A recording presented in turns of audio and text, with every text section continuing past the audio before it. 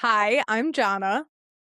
Hi, I'm Aaliyah, and welcome to Lit and Loud. What'd you I didn't say it. do? I froze. Why? I was ready. Roll the music.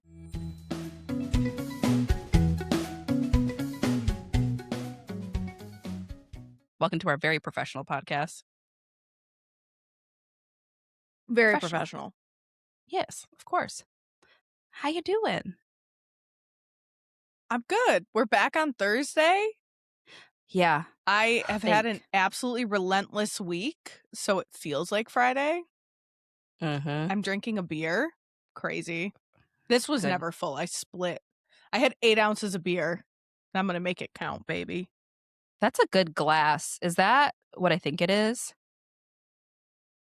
Probably not. It is don't look at my chip nails. I'm humiliated now. It is a brewery in, I think they closed. It was in Bethlehem, Pennsylvania. I think it was called Lost Lantern. Oh, it's sick. It looks like a fifth frame glass. That's why I was like, that looks so familiar. Cutie. I've had this glass since before COVID. That's honestly impressive. But she's a faithful. I feel like every time I get a cool glass from like a brewery or like a park or something, it fucking breaks no matter what. Like, I remember pulling out something I gifted for Drew. It was glass. And I was like, look at this beautiful thing I got you when I was at the parks. And I immediately dropped it and shattered it. So that's me. That's very not me. I have like a whole collection of tikus. I told Gabe that I didn't want a stemmed glass, but this is effectively just a tiku without a stem. Yeah. And he's like, we never use the tikus. I'm like, I know, because I personally am a liability. I can handle this stemless glass and not much else. Yeah. It's got that flat bottom. That's what I need. A lot of surface. Ugh. Yeah. Are you drinking anything good over there? Just a hot girl Coke in my cup. La, la, la. There she is. Just back exactly to as I'll remember you. Please. I will say this is a 3-drink adventure for me. So I also have a Bellini bubbly, buble, and I have water. So yeah, water one on them deck. days. Yeah, look at us, hydrated women. So what are you reading? First off, happy trans rights readathon. Hold on, I'm not doing my pit. Very well done. That was a good honk.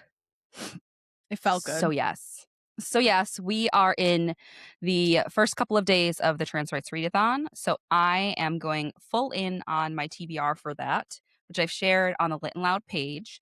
My first book that I have finished is Fierce Femmes and Notorious Liars, a dangerous trans girl's confabulous memoir by Cheng, Thom. And it is so, like, it was one of those books that it was a quick listen, 4 hours. It was so, like, it felt like reading a dream. Yeah, get in there. It felt like reading a dream. Immediately. Yeah, I love a little, I love a quickie. The cover eats so hard. That's what got me, because you know, we're judging the books by their covers, and I was obsessed with that. So immediately went on the list. It is your coming of age story. It's a young Asian trans girl. She runs away from her abusive home to the street of miracles, and it's very like it's genre bending. It kind of goes between this like fictionalized memoir. Yeah, get in there. It's a fictionalized memoir, and it's got poetry, and the storytelling in it is just so rich, and it's got magical elements, and it just, like I said, it feels like you're reading someone's dream, like you're standing in someone's dream, being a witness to it. And it's just one of those books that gets you. It's not meant to make you feel good. It's meant to make you think. And there's one specific piece of this book that got me. The writing back to her younger sister who lives at home still with the abusive family, like kind of as a an external look inward to what is currently going on in this unnamed protagonist's life.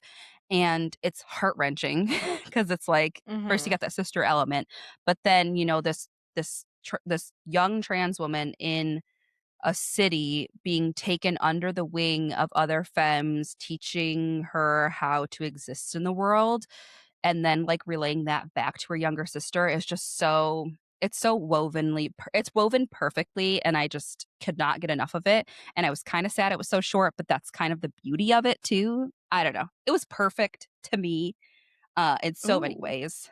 Yeah. I 10 love out a of 10. memoir, so I will dive in there It's so good. quickly. Yeah. Yeah. There's one quote that I wrote down too because it just got me. Quote, "You can't only be dangerous, you have to keep room for softness in your heart and for sweetness too. You can only stop hurting when you stop hurting yourself." End quote. Just hands down, so good. Highly, highly, highly recommend. Highly recommend. I've sent it to like 5 people Hell already. I'm like, yeah. you have to read this.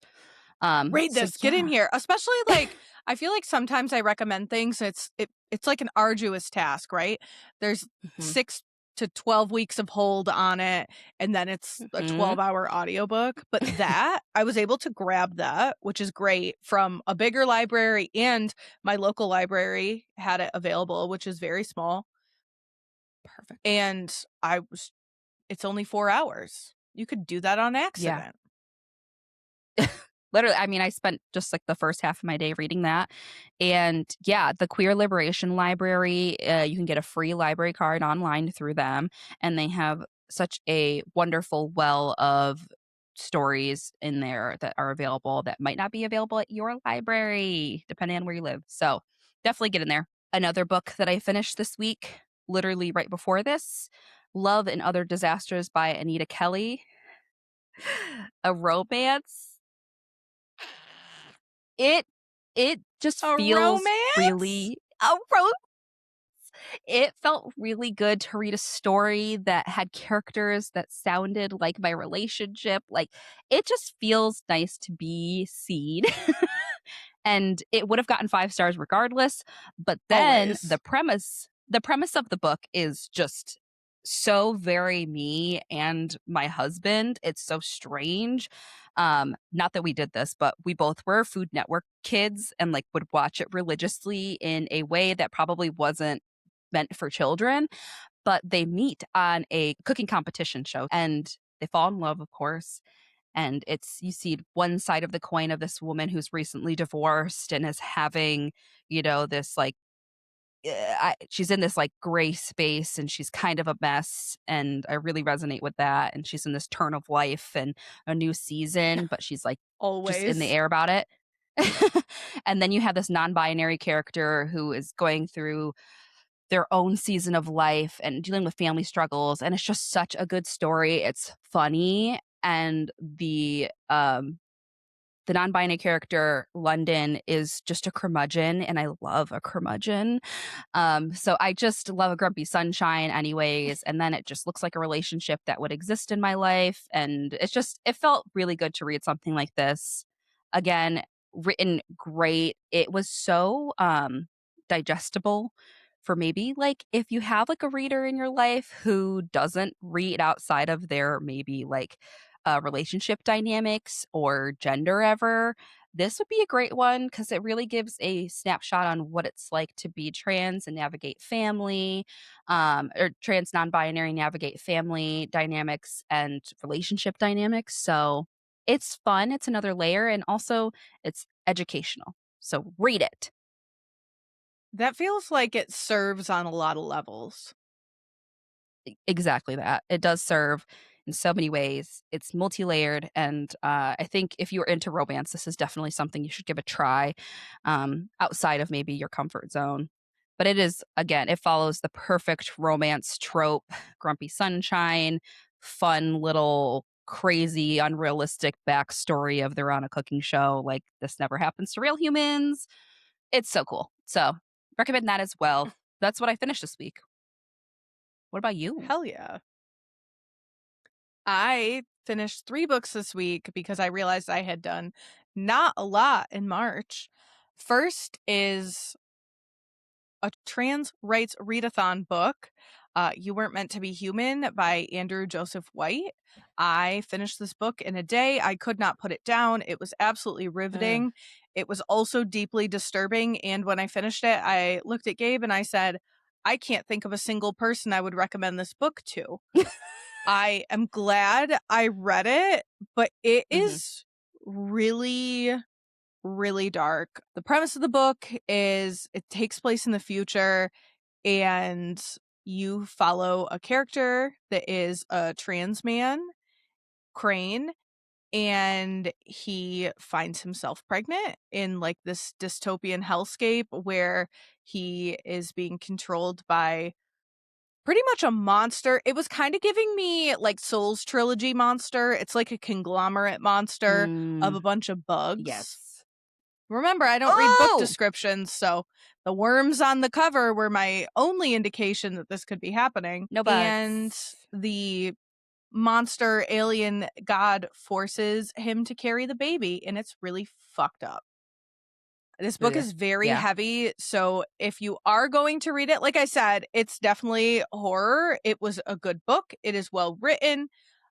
Read all the trigger warnings, read the description, and make sure that this is something that you have capacity for, because it is upsetting.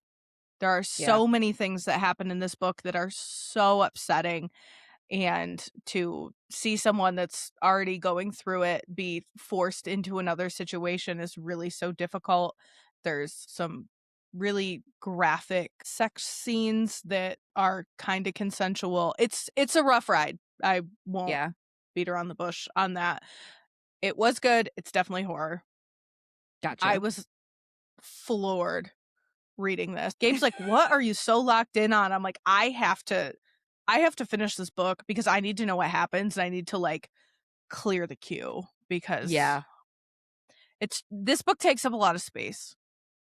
Fair enough. It was those types of books are like crazy. They suck so much. Sometimes I just sit and listen when the books are heavy like that because I can't do anything. Man. That I don't think I've ever read anything like that was so, where like the premise of the book was so deeply upsetting.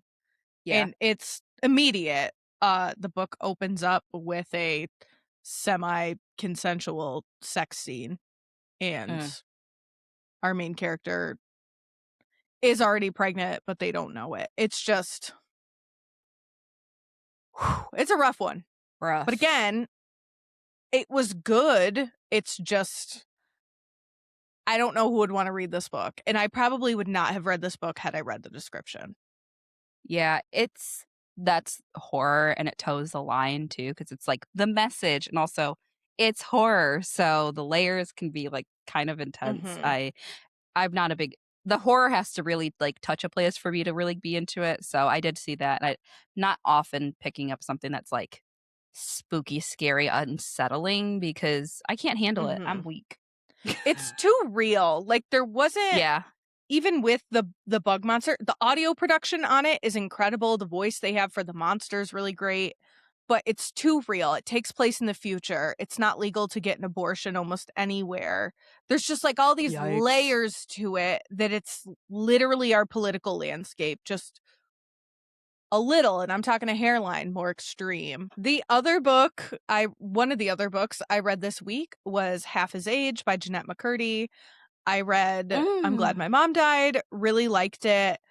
Half His Age, first of all, an absolute masterclass and perfect example of the fact that audiobooks need to be sped up because the narrators are taking too much damn time. Because Half His Age is 288 pages long. The audiobook, I think, is around 5 hours.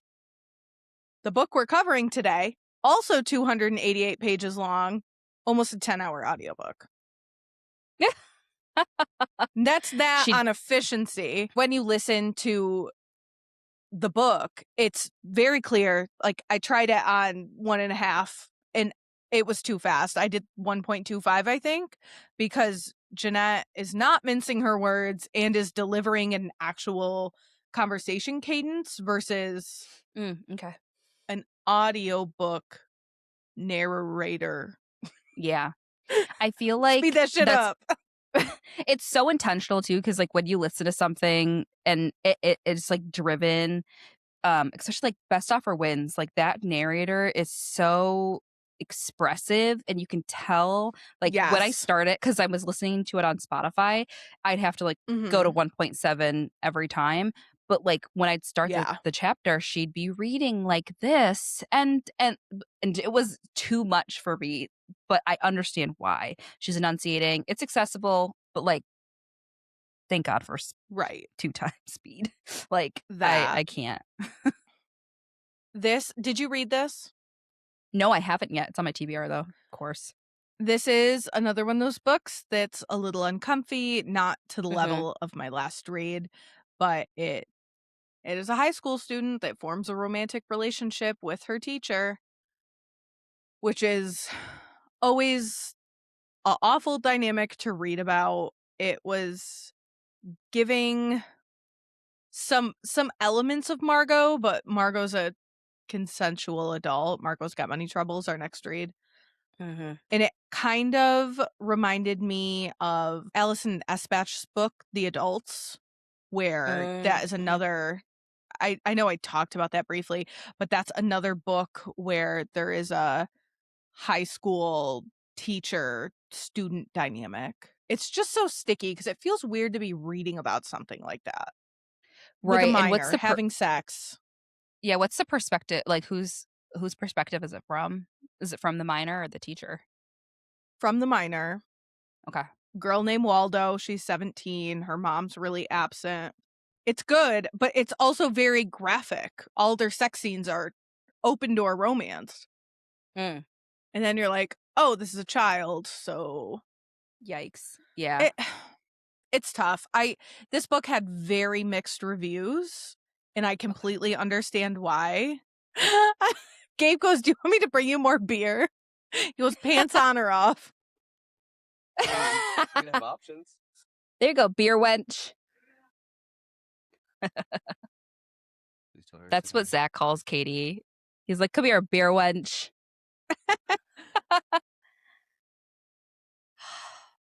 Romance. A low effort man could never. Keep that in. So yes, Half His Age, another one of those books. If you're comfortable with the subject matter, I would recommend it. It was very well written. I love Jannette's writing. I really think it's good. I think she has a lot to say, and I know for a fact that a lot of it's on her past experiences based on reading I'm Glad My Mom Died and everything I know about her life. So, yeah, take care of yourself, friends. And I have one more book that I just finished today called Glitterland by Alexis Hall. This is a Grumpy Sunshine book for the ages. So jot that down. Very much serving Ryan Price and Fabian. Like a really flamboyant boy and a author that, you know, wears Gucci suits and just really that was never his type, but it is now kind of thing. This book talks heavily. I read some crazy shit this week. This book talks heavily about mental health. The author character, Ash, is bipolar, and that's a big part of this book, and him recovering and him coming to grips with what this means for his friendships and his relationships in his life and how the people around him treat him and what kind of support he has. And originally in the book, I was like, I don't think I like this because it's so miserable. It's so like, I'm not worthy of love. This can't happen. But the story really opens up and goes somewhere really sweet. So I would recommend this read. I literally saw that I only read 3 books this month, and I was like, girl, it's the 19th. Do something. Same. I was like, thank God I got all of my holds for the trans rights readathon in all at once, like boom, boom, boom, boom, boom, beside one that I got today. And I was like, thank goodness, because mama needs to get to work. Usually, like, the springtime is my most active. Every year, April, like February. You're like popping off. March, April, May, I'd say. Like, I'm really getting into it because there's like nothing else to do but pretend like it's warm outside and read. Mm-hmm. And I'm so behind. It's like we have a podcast or Also, something. right. It's like we have stuff to do. Hey, what are you watching? Oh, baby. I am watching because I have catch up to do. I still have not watched the last episode of The Night of the Seven Kingdoms. A, because I'm traumatized, and B, because I have no other show like that currently. So like once that's done officially in my brain, we have to move on. So I will get there probably this week. Drew and I have finally caught up on RuPaul's Drag Race season 18. We did the work this past week. Hell yeah. We got access to the episodes. God bless a low effort man could never. Could never pull through in a way that I can't even begin to think it of. So yes, we put in a lot of work. We are still rooting for Mikey Meeks. Very big fans of Jane Don't as well. Every look that they bring out on the runway is incredible. Incredible. I saw Jane Don't in your notes, and I was like, is this a baby Jane Doe typo? Incredible name. Also comes from, I keep smacking my mic. Incredible name. Yeah, comes from the house Bosco, my favorite queen from All Stars, Bosco, and another queen we love in the same season. And I just think she eats so hard. She is very good at constructing garments. She's a seamstress, and she knows her body. She knows her proportions. I love when the girlies can sew. Oh, I mean, why are you coming on RuPaul's Drag Race if you can't sew, bitch? Because they're bringing $100,000 worth of costumes and a prayer. But then they're not, because this is Drag Race. So remember, it's not All Stars. But nonetheless, I am like so impressed by how this season has like turned the tide. It's been so like bedroom queenie and like the Instagram girls. Like it's so been that for a couple of years that I just have not been engaged with Drag Race, and this season is like bringing something out. I usually watch All Stars, and it's usually Maybe it's my I'll jam. get in because I get in there. Could not connect. Get into the season. For those it's gonna that don't know this about me, I have like probably a 16-inch tall Trixie Mattel bust tattooed on me. So at one point in my life, show us. At one point, if I can figure out how to put a photo in, I'll put a photo right here. Perfect. And if I can't use your imagination. It's Trixie. She's like, so Drag Race was really like pinnacle to me as a baby gay in college, like all these things. I was so into it. I watched every season. It was something that I was so interested in. And then that's in the heyday.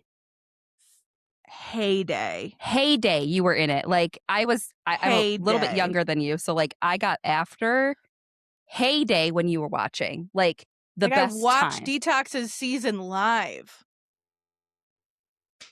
You have to see Bob live winning. Oh my God. So yeah, I fell off, but I'd like to reconnect if it's the right thing for me. That is something I'm going to like. That's the hill I'll die in. I think this season is turning the tide for that. It's bringing back like the feelings that Drag Race bring back bad drag. My Lord and Savior Bob the Drag Queen, bring back bad drag, because you know what? It's learning. You're watching someone grow in their art on the television. And yes, it's like chaotic and it's messy and it's shady, but it's like good TV.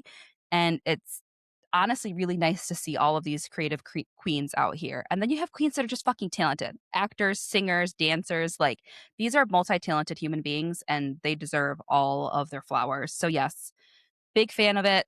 There was one garment that I cannot stop thinking about that Jane Don't came out on the runway with. It was this like yellow, this like mint green with this yellow like chemise, and it's like all like it looks like a jellyfish. And the way that she was moving down, and the Ooh. wig, the makeup, the like little glitter. Wig. I'll put a picture. You'll put a picture here. Double duty, baby. It was so good. I'll send it to you. I wish I brought it up because it is just excellent runway. And yeah, we were on episode 10, and I think the new episode came out yesterday, so we'll have to get in there. But exquisite. And I think we will be seeing Mikey and Juicy Love in Orlando when the day that we land. I think we're gonna another club, pick you up from the airport, bus. I was gonna say, do I have a ride? You do, of course. We'll need an out, but yeah, I think we're gonna see them at my sister's local gay club in Orlando. So I'm very excited. I mean, I don't land till midnight, so you should be good. That's what we're thinking. It starts at 9. I'm like, let's get a little drag in. We're gonna have to be up anyways. Let's go see the queens. Worst case, like send Whitney to come get me. Oh yeah, she'll be the drunkest one there. What do you mean? she's gonna be like a spit take. You're so right, Whitney. We love you. She loves the drag queens. Oh my god, when we were in Hamburger Mary's. When we were in Hamburger Mary's a couple years ago, we got a picture because we were all, it was like drag brunch on Max. It was all like British, UK themed. It's just ridiculous. Perfect. Yeah, it's going to be amazing. And then the other thing that I'm watching, because there's nothing else on television apparently, is The Pitt. And I want you to weigh in. I want to hear your thoughts because I know you're watching too. Can I slam through my notes on The Pitt and then we can dissect it however? Please. Okay. First, another fucking banger. Every episode of this show is good and I will die on that hill. There's no piece of this show that does not entertain. There's no episode of this show that is not better than the average TV show. Even I can't even think of a not so great episode. They're all good. None of them drag. It's high action. Serve. Second, Robbie's being a dick. Third, Santos is being an even bigger dick. And I say that as a girl's girl. 4, Dr. King is lovable as always, as ever. God bless her. Yes. 5, the Dr. Mohan panic attack. Crazy. And 6, can Dr. Javadi's mom give it a fucking rest? My thoughts exactly.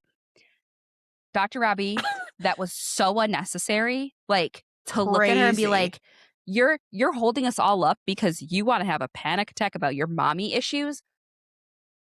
King, are you projecting? King, are you projecting? Exactly. King, are you projecting? Like, that was like when he turned and that camera panned at the same time, I was like, it was like seeing Evil Whitaker for the first time. Like, that. I was like, what are you? Oh, why? My God. This is not who you are. No, it's not who he is.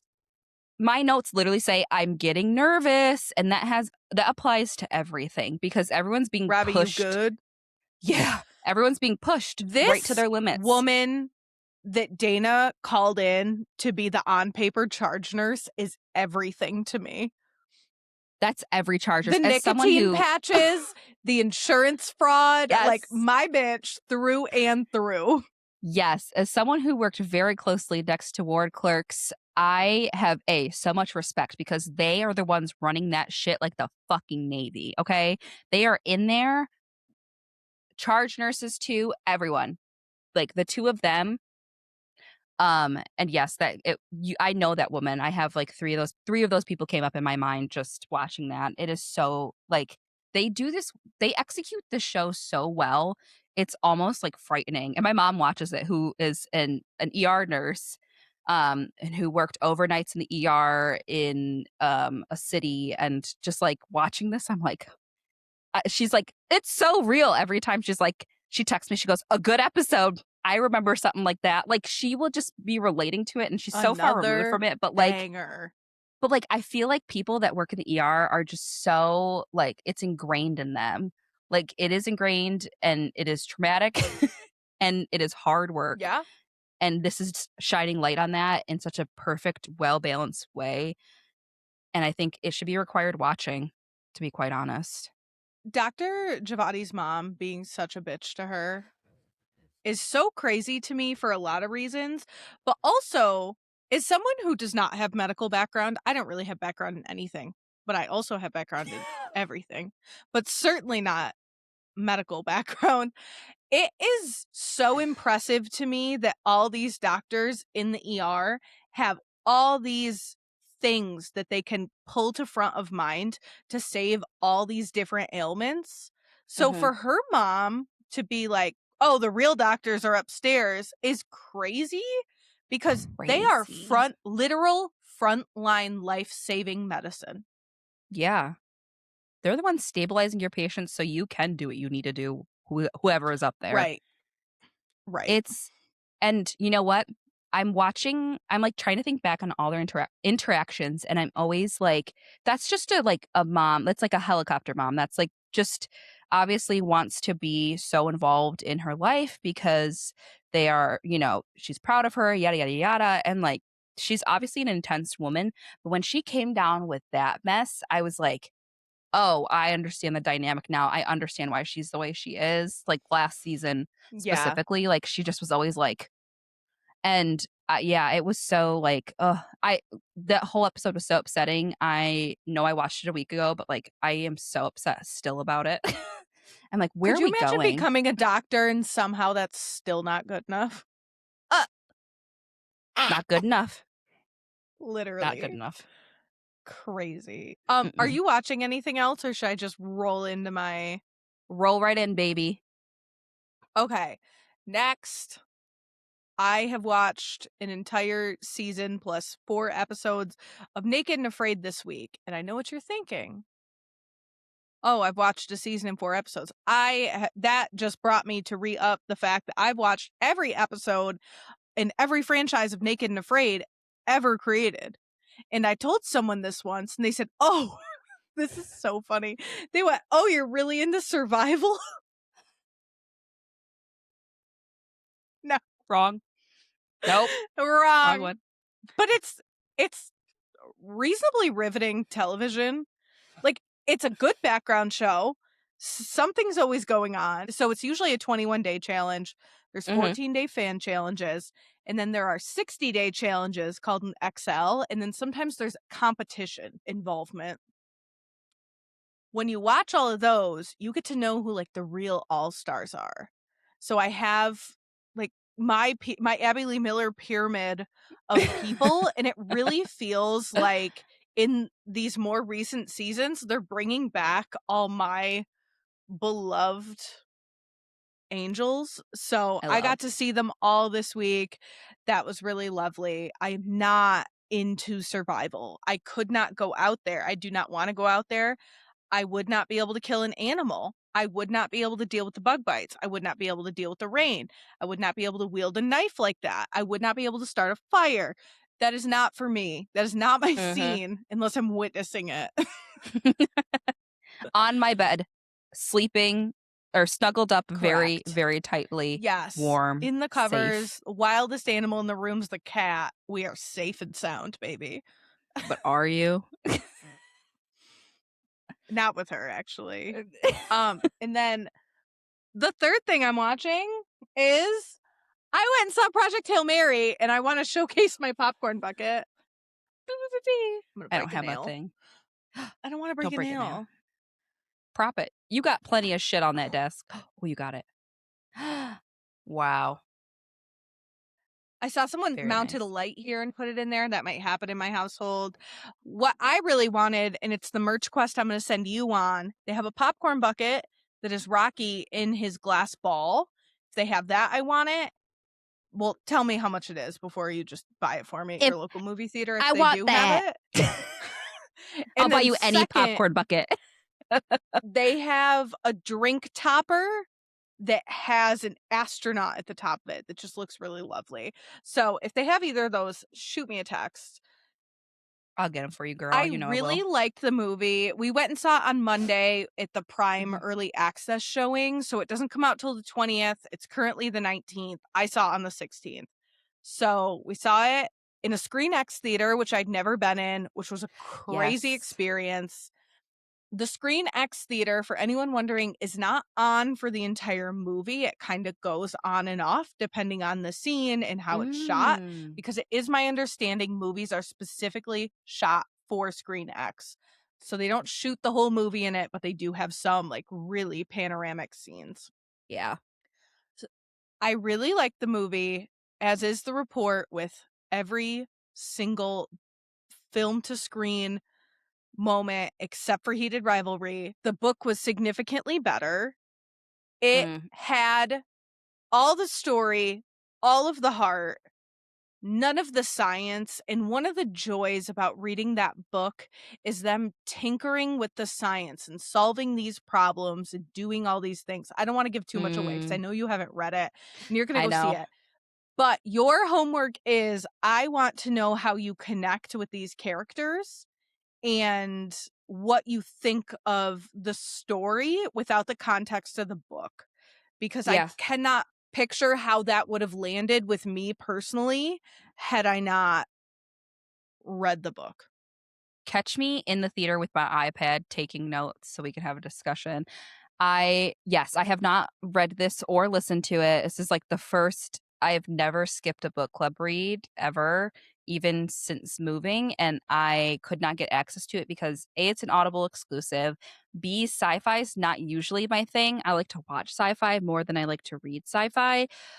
But everyone has given, it's gotten mixed reviews, but also like the consensus is of like, if you like this stuff, you kind of will enjoy this a lot. So I think I'm gonna go, because I was gonna try to speed listen to it, just like buy it and fucking bite the bullet, speed listen to it before we watched it this weekend.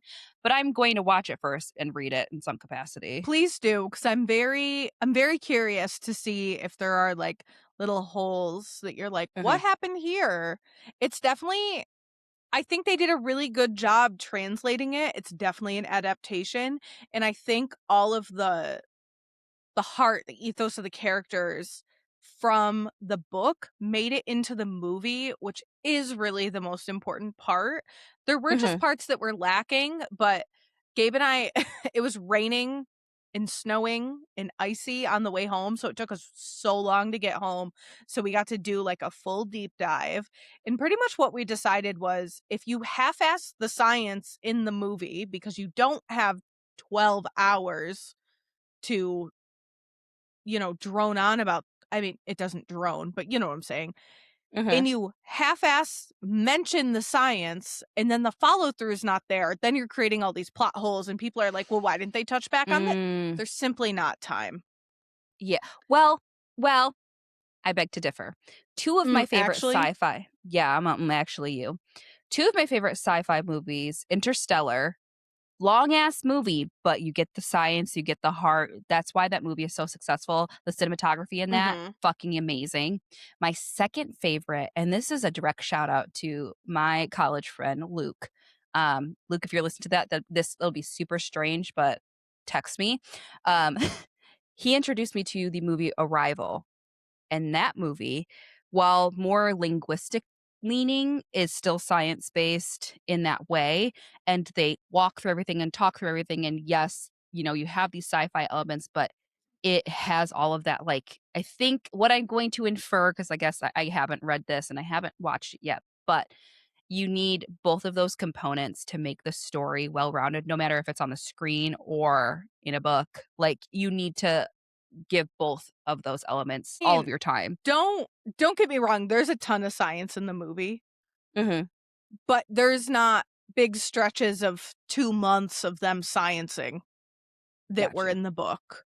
They do the science, it's just a lot quicker. This book is so special to me. Any adaptation, unless it was a TV show that was word for word, wasn't gonna do it. So, but I think it was great. I want to go see it again because I was I was openly weeping at multiple parts just because I was so excited about the product that was put in front of me and these things that were happening that I read about. I think it was an incredible adaptation.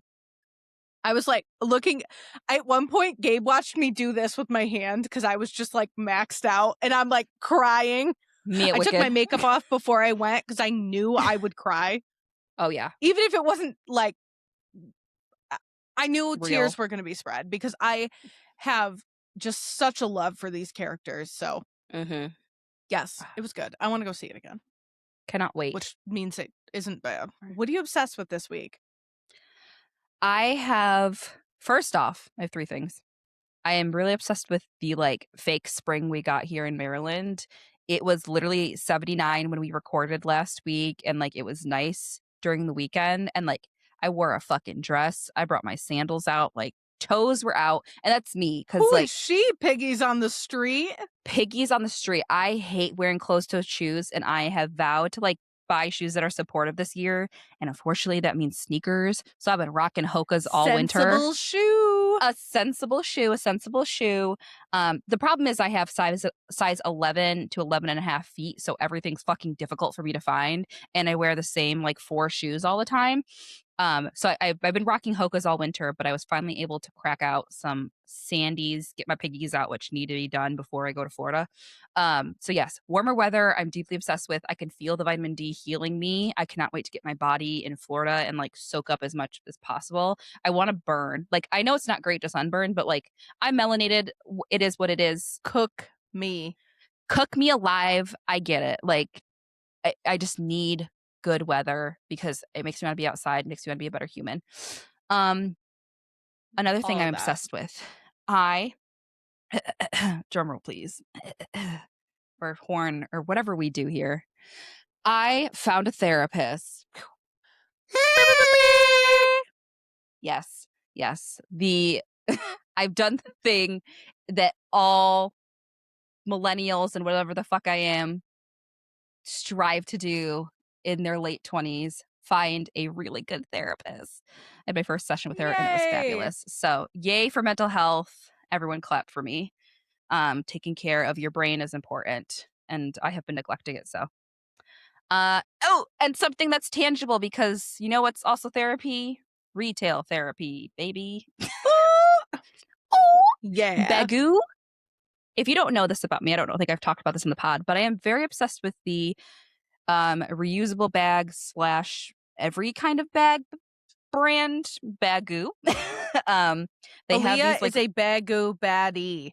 Bagoo baddie. I have so many Bagoos at this point in my life that it's a problem. It's the Vera Bradley for people in their 20s.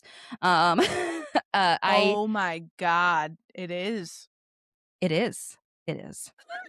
I have no shame. That's the thing. They're just like these beautiful nylon bags, but it started with the little bag obsession, and then it grew into their, crescent bags and their duck bags and their backpacks and their everything, travel bags. So I'm very obsessed with their stuff. I'm obsessed with my crescent bag. It's a great bag. I mean, it's great for the parks. Anyone that likes a crossbody needs it, I say. And if you have big boobs, they make them now for you. Because you know what I did? Because I'm fucking insane. I wrote in and said, why don't you have extended straps? And then they sent me one. And they were like, we're working on making all of our straps the right length. You're welcome. Oh, you're welcome. Hell yeah. You're welcome. No, it wasn't just me. She did that. I did that. That was me. I purchased from their newest collection, their first time ever collaborating with the one and only Mouse, the Disney kind.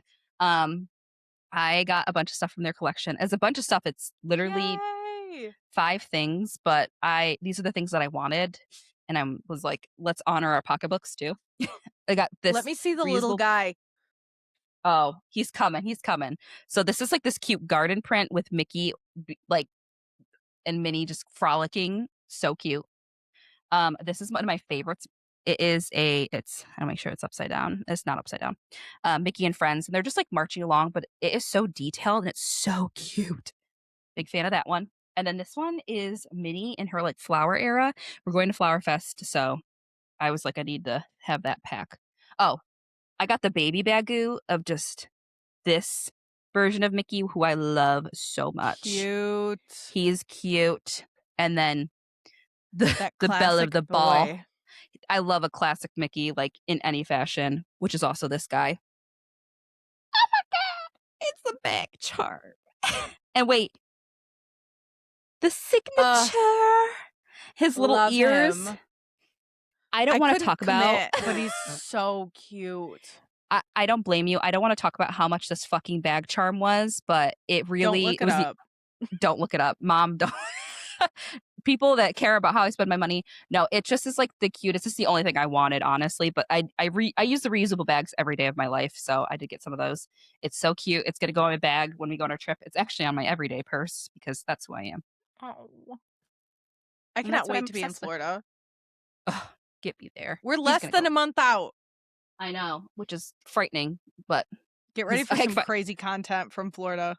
Oh, we're gonna be who knows what wild. It will be. Wild. What about you? What are you obsessed with? Okay. I have a few things. I'm going to kind of rip through them. Go. First, Aaliyah and her husband Drew got me a puzzle for my birthday. 1,000-piece Magic Puzzle Company puzzle. Mm-hmm. And I am ripping through it. Yeah, I did the frame the other night while I was watching something, and I've only probably spent like 2.5 hours on it between last night and tonight, and I have almost the whole bottom of it done. So feeling really good about that. I think I'm going to be able to finish it this weekend. I love a puzzle. It is exactly how my brain works. It's also exactly how my sister's brain works. And now my sister and I locked in to do a puzzle on a holiday. And he watched my sister and I silently communicate as we did a 500-piece puzzle in 45 minutes. And he looked over and he went, "That's fucked up." Hey, you're witnessing art and talent. We're so locked in. I always think about doing a puzzle competition. I'm like, what if I'm really bad? The pressure. But, yes. I sat at work all day today and thought about the puzzle. I was like, if I can get these 2 sections done when I get home before we record the podcast. And I came home, hugged my boyfriend, and he went, "What's up?" And I was like, I've just been thinking about this puzzle all day. I have to get in there. It's a good puzzle. And I got the 2 sections done that I was stewing about. It's so incredible. Fucky. They're like this magic puzzle company like makes these very elaborate. The pieces are really weird and they're not like your traditional puzzle pieces. And Drew and I picked this up with intentions to just like get back into puzzling. Oh boy. So now I inflicted that on you, but you enjoy it. So much. So love a puzzle. No choice but to love a puzzle. Second, I'm obsessed with having a day off. This week has been absolutely relentless. Project Hail Mary after work on Monday. Tuesday, I was out of the house after work till 7:30. Yesterday, I had to go show a house in Syracuse, and I was out of the house till almost 7:30 again. I had to edit the podcast tonight. Worked. Doing this. Love doing this. This doesn't feel like work. But I have tomorrow off. In theory, I still have to show some houses, but mostly I have tomorrow off, and I am just so gleeful about that. And this just reminded me that my showing's not confirmed for tomorrow, and I have to text this agent, so I'll file that away for the morning. Yes, very excited to have a day off. I have the whole weekend off. Really looking forward to it. Third, Hudson and Connor were in public this week, so it's like a national holiday. I woke up Monday morning and I was like, and I'm supposed to what? Go to work? I'm what am I supposed to just to go to fucking work now? So I did watch the Oscars. I enjoyed watching the Oscars. I loved every time Sinners won. I watched one battle after another. I did not like the movie. It was too relentless. It was too long. I just wanted it to end, but it was truly one battle after another, and it just kept happening. So I was really excited to watch Sinners. Like, they didn't sweep. They were nominated for 16 and won 6. But That's good. Michael B. Jordan taking his win was really incredible. The whole night felt very politically charged, which I love, because I love when celebrities are taking time and energy to speak out against everything happening in our country. I think that if they are comfortable using that platform to do that, I think it's really important. So I really loved that. And then back to me trying to go to work. Hudson bringing Kate on the red carpet at the Vanity Fair after party. Okay, Diva. I think it is such a testament to how gorgeous this woman is that she stood on that red carpet and looked like a model. In Versace, because if I stood on a red carpet, I saw Jake Shane on that carpet. I know what a normal person looks like on that fucking carpet. She looked incredible. She did. Oh my God. I texted you and I was like, can you imagine having a waistline to wear something like that? Because I can't. Could you imagine having the underboob to wear something like that? It doesn't exist. Like, her life being, it's like standing by my man, my man, my man. Like, if my man, my man, my man looked like him, I mean, my man, my man. I love Drew. But if Hudson was like my boyfriend in the real world and my life catapulted into this like stardom alongside him, girl, I am eating that shit up. I'd be awful. Me as a human, awful. That I was not meant to be perceived. Everything we know about the relationship, which really isn't a lot, is he was this I serve spaghetti. Tattoo artists make good money in theory, so I hope that she was just kind of keeping the thing afloat. And for her to believe in him, for this to work out, is so incredible. I love this for them. I love it. I'm so happy much. For them. And I love that she has a job that she can be pretty flexible with. Like, yeah, oh, I'm moving this appointment. Let's go to the Oscars. She's not giving it all up, but like, that's incredible. She should model. I was immediately like, please model. Yes, but I'm sure how does she book clients now? Because there's probably a lot of weirdos that want time with her. Probably. I mean, she probably has to like really vet people. And I mean, as many weirdos as there are in the world, there are probably a lot of regular people that would just love to be tattooed by her. I've never seen her work. Mm-hmm. I didn't know that she was an artist, but like, I think she's done. Like, she did Hudson's snake on his elbow, I'm pretty sure. And she does like little stuff too. Okay. Little bits and bobs. Yeah. I mean, that's so popular right now. But anyways, it's also going to turn into a whole thing. Like, I got, tattooed by Katie. So yeah. Caitlin. Definitely agree. I want everyone in lace and mesh, particularly those three. The three of them like kikiing in the back. I was like, more nipples out. Chapel, more nipples. What are we doing? It is 2026. More everyone. Nipples out. Everyone. Men have nipples. Women have nipples. Almonds have nipples. You can milk them. Like, more nipples. More nipples. And if you don't have nipples, chest out, baby. That's fine too. You know what? Bring your bare chest to the party. That last photo shoot with Francois, Connor, and Hudson, and them just writhing. I actually can't talk about that because I can't be normal about it. Sick. Catch me in another week when I can be a real human. I don't know how to interact with that media. Right. It was made for me, and I was just supposed to go to work. Right. What do you expect? Just a girl. Okay. And then last but not least is we crawl an hour and 6 minutes into this yap. We had to catch up. I am bringing to the table. We didn't talk very much this week. No. Aaliyah had a migraine all week, all weekend. She was gone. I was gone to the world. Adios. Don't even talk to me. Okay. I am bringing forward evidence of magic, religion, manipulation, the brainwashing. I received a text today from our friend Kaylee at Book Club that reads, Love you, girl.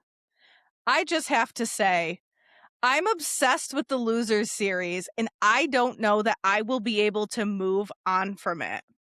I was about to start Harley LaRue's other books, but I'm not sure I can do it because will they be as good as Losers? I'm halfway done with the Dare novella too. Welcome to our club. Welcome to our club. Welcome to the sick club. Oh, Harley. Harley, we love you. Harley, so much. we love you. We get every person in our lives to read your books. We love you. We love you, please. We cannot shut up about you, Harley. I saw a thread with the room. That was incredible. We love you, Kaylee, too. I'm so glad you enjoyed another one of our dark romance besties. Kaylee bought those books in October at the retreat when we got House of Rain. So it was like me with the Loser series. You can't hold on to it. It's too hot. You got to get right into it. Get right into it. Too hot. Too hot. Get in there. But she got it. She wanted to talk about it too. Because that's some freak shit that you're like, can I share this with the class? But she straight up, we were having a discussion about how the book was so spicy, yet so cozy. Because what's the magic? If Not Found Family, written by Harley LaRue. Cheers to that, sister. Queer romance written by queers. Yeah, big time. This is this month. Oh, I'm so happy. I'm so happy for her. Please, I know. Continue to read them. I know. Go, Kaylee, since you're listening, go right into the Souls trilogy. I haven't finished the third one, so I can't say, but John's. Go right in. You'll be okay. You'll be okay. Very different vibe, but you'll get the same feels. Harley knows how to do that. She did say that she started House of Rain, and she was like, I was worried it was going to be too much fantasy. And I was like, girl, if I'm reading these things, there's not too much fantasy. You'll be okay. The presence my of mom a demon said same thing. does not imply fantasy. Demons are okay. I mean, my mom also does not like fantasy, big time. And she was like, I actually liked the Souls trilogy a lot. I understand it was fantasy, but it wasn't fantasy in the way that I don't like it. It's modern day. I don't want the lore. I don't want the world building. I want a digestible story. If there is an evil entity and there are demons and there is an underworld, I can understand that. It's just enough. Fair enough. That was so good. So good. We're a safe space. Yes. Read more smut. Read more smut. We are going to dive back into Best Offer Wins by Marisa Kashino. But before we do that, I did just want to go over the trigger warnings again. So in this, there are mentions of infertility and pregnancy loss, murder, stalking, and blackmail. So take care of yourself. And if this isn't the episode for you, that's okay. We'll see you on the next one. Party. Murder. That's all I heard from traitors. Moira. Okay, so where we left off, chapter 21, Margo is basically digging as deep as she can with Dottie to figure out what's going on. She found out Curtis has plagiarized Dottie's paper into his book, and now she is left with a decision if she's going to help Margo or not in her made-up venture of blackmailing him. So we jump right into chapter 22. Margo walks back into her apartment and expects normalcy, but instead finds a random Nokia flip phone sitting on the counter. Bad sign right off the bat. A Nokia flip phone. I'm nervous. I remember reading this in a chunk, obviously, and being like, oh, Oh. Yes, because I expect nothing out of Ian. So this is obviously an immediate... Right. Yeah, it's an immediate red flag. She's like, what could this even be? But obviously we all know what it is. And it's giving big burner phone energy, like something's going on. It's secret life. It's giving absolutely the fuck not. So Yeah. she she checks it, and the first message hits her like a truck. Quote, "Wish you were still in the bed. Loved meeting Fritter. XOXO." End quote. We knew it. Cut the music. Cut the music. Ian was the voice of reason, the tried and true rock, the level-headed one that knew what Margo was going through and just trying to like keep that even keel. And a burner phone? Burner phone. That's a choice. A burner phone? Crazy. But That I guess means- he knows Margo's level. Margo probably goes through his phone. 100%. He It's knows just Margo's so level. premeditated. Right. He knows Margo's level, but yet he's so like, we watch him through the latter half of this book just like stumble through things, and I'm like, is that just you being a man? Like, is it just because he's a guy? You know? Yeah. Margo is stunned, but also super impressed by him. She realizes in that moment that he might be capable of deception like she is. And she's never thought of him in that way because, again, Ian has been the level-headed one, and she just does not see him as this person. She does not see him as an equal in that way whatsoever. Real recognizes real, though. For her to see this and kind of have a level of respect because she expects nothing out of him is kind of great. Yeah. Objectively awful, but kind of great. Yeah. I mean, that's what we're working with here. Of course, she hides the phone quickly before he walks in. And when he comes in, he knows everything is slightly off because he realizes he's left the phone on the counter. Margo starts watching him differently, analyzing every movement that he makes. He offers to make pancakes, acting completely normal. And when she asks about his night, he lies really easily. Like, he is just like sloughing this off. He's been prepared. Again, impressive, because he's just been like a fucking loser in her eyes. Right. In her eyes. But he's also a lawyer. He knows how to stay cool under pressure. Right. He says that he was with his friend Brant, and Margo pushes a little more. And when she asks about Brant's new girlfriend that he brought up, Ian immediately says the name Alex like he had it ready. He is already creating the cover and planning out his lies. And she's internally crashing the fuck out about it, but she doesn't let it show because Margo has to like analyze everything before she acts on it, which is crazy to say, but she does throughout this whole book. She acts quick. She analyzes quick, but the gears are always turning. Right. And as she's processing all of that, she gets a text from Dottie, and her lie is continuing to unravel. Dottie couldn't find any record of her at Georgetown and now refuses to share her paper with her. So she's lost that whole plan. Damn. Going into chapter 23, Margo fully commits to the investigation on Ian now because she has nothing to put her energy towards because she's pissed. She goes through the burner phone and confirms everything. The woman's name is Alex. They've been seeing each other for nearly 2 months, meeting during the day, exchanging messages, photos, everything, all of the dirty shit.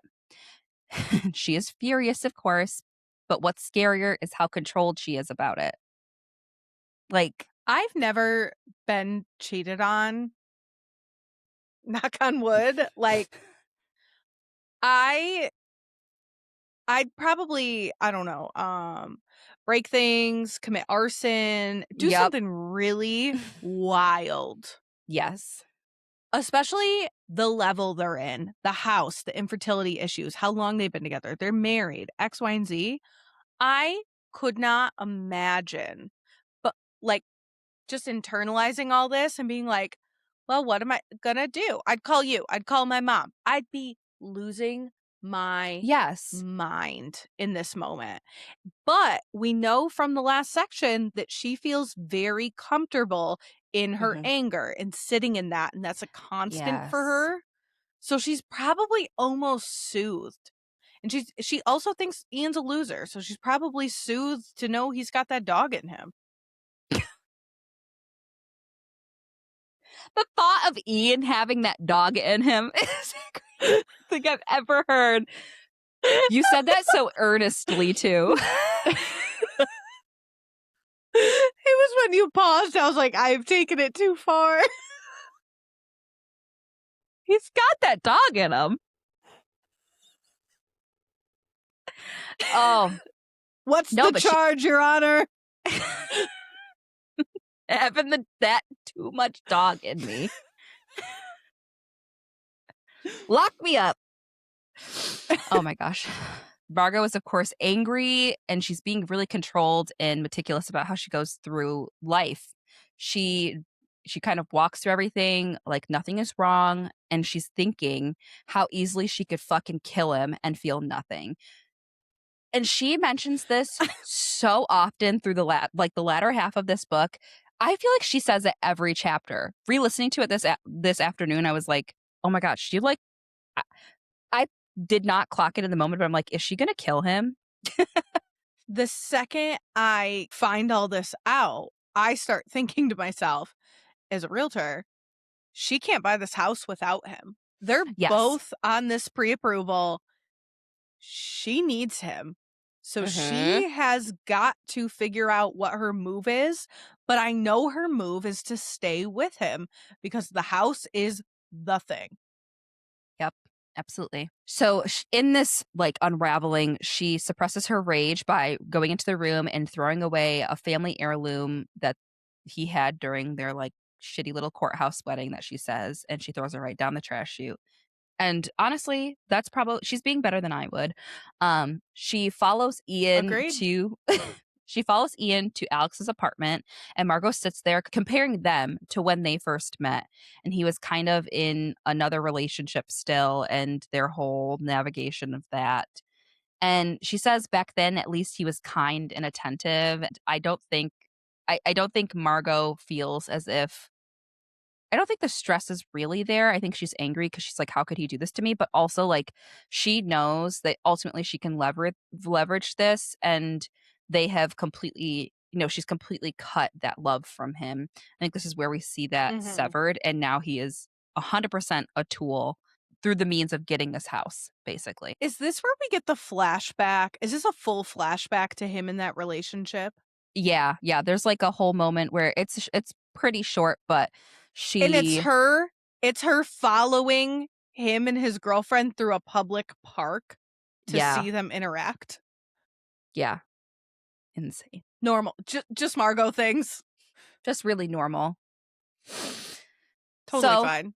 Just as you expect, Margo does not leave. She wants the house, she wants the baby, and she wants a life that she's built in her head. And to her, Ian is a necessary part to that equation.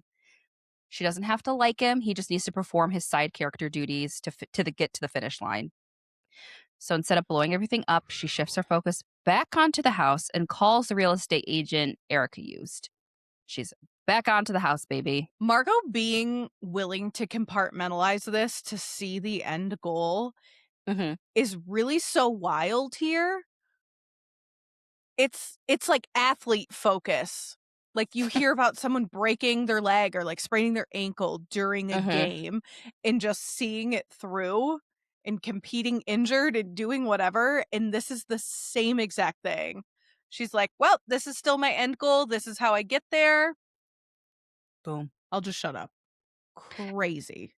It's the PR campaign. Like, you have to be dynamic. You have to be able to shift. Like, you have to be able to be that person. And Margo was built for that. Like, that's the one thing I can take away from this book is that a character like Margo is built for this level of having to skirt constantly. Like, I am not a pivoter like that. There's some ways I am, but like definitely not in the way that Margo is. And it is a real talent, but also obviously is a little bit of dangerous here.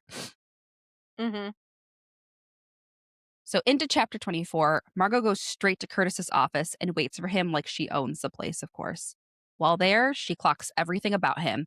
His carefully staged bookshelf, the perfectly visible copy of his book, the messy desk that feels more curated than chaotic, and of course, she sees right through him. I wrote here, real sees real, but it's fake sees fake. Like, yes, that's them. She's that's like, I would have them. done this same shit in his position. This shit's fake. That is so funny. When Curtis walks in and sees her, he's completely thrown, and Margo wastes absolutely no time. I could just like see her like, so bucko, like. Is she waiting in his chair? She's in his chair at his desk. A woman rooting. with the audacity of a man. I'm rooting for you. Same. So yes, she wastes no time. She tells him that she has Dottie's original paper and proof that the wire transfer came from his father. None of that is fully true, of course, we know, but she sells it well enough where Curtis is absolutely fucking shitting himself. As he should be. He should be anyway. Yeah. Yes, he should be, because, like, this is the ultimate blackmail. This is the thing you did. I'm sure your family's done worse things. Like, you sound like shitty people, but this is your thing, and now it's put in front of you on a silver platter, and you have to deal with it. A silver platter, more like a rotten pile of trash. So, yes. A nasty patty from SpongeBob. Just flies crawling out of it. Yeah. Maggots. So yes, she lays out her terms. She wants to submit an offer on the house, and he is going to accept it before it even officially hits the market.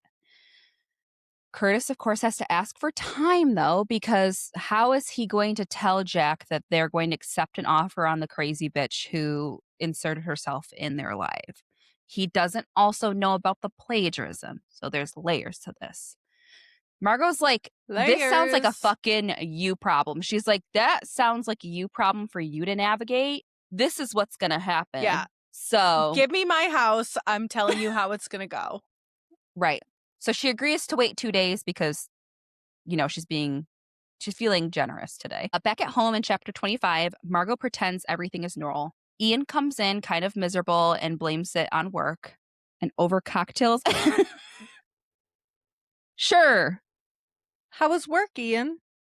How was work? Over cocktails on the couch, Margo says that she needs to talk with him, and of course he starts to tense, thinking it's about the affair. But instead, she brings up buying the house again, pushing to put in an offer. Beat it till it's bloody. Like, she will not let go.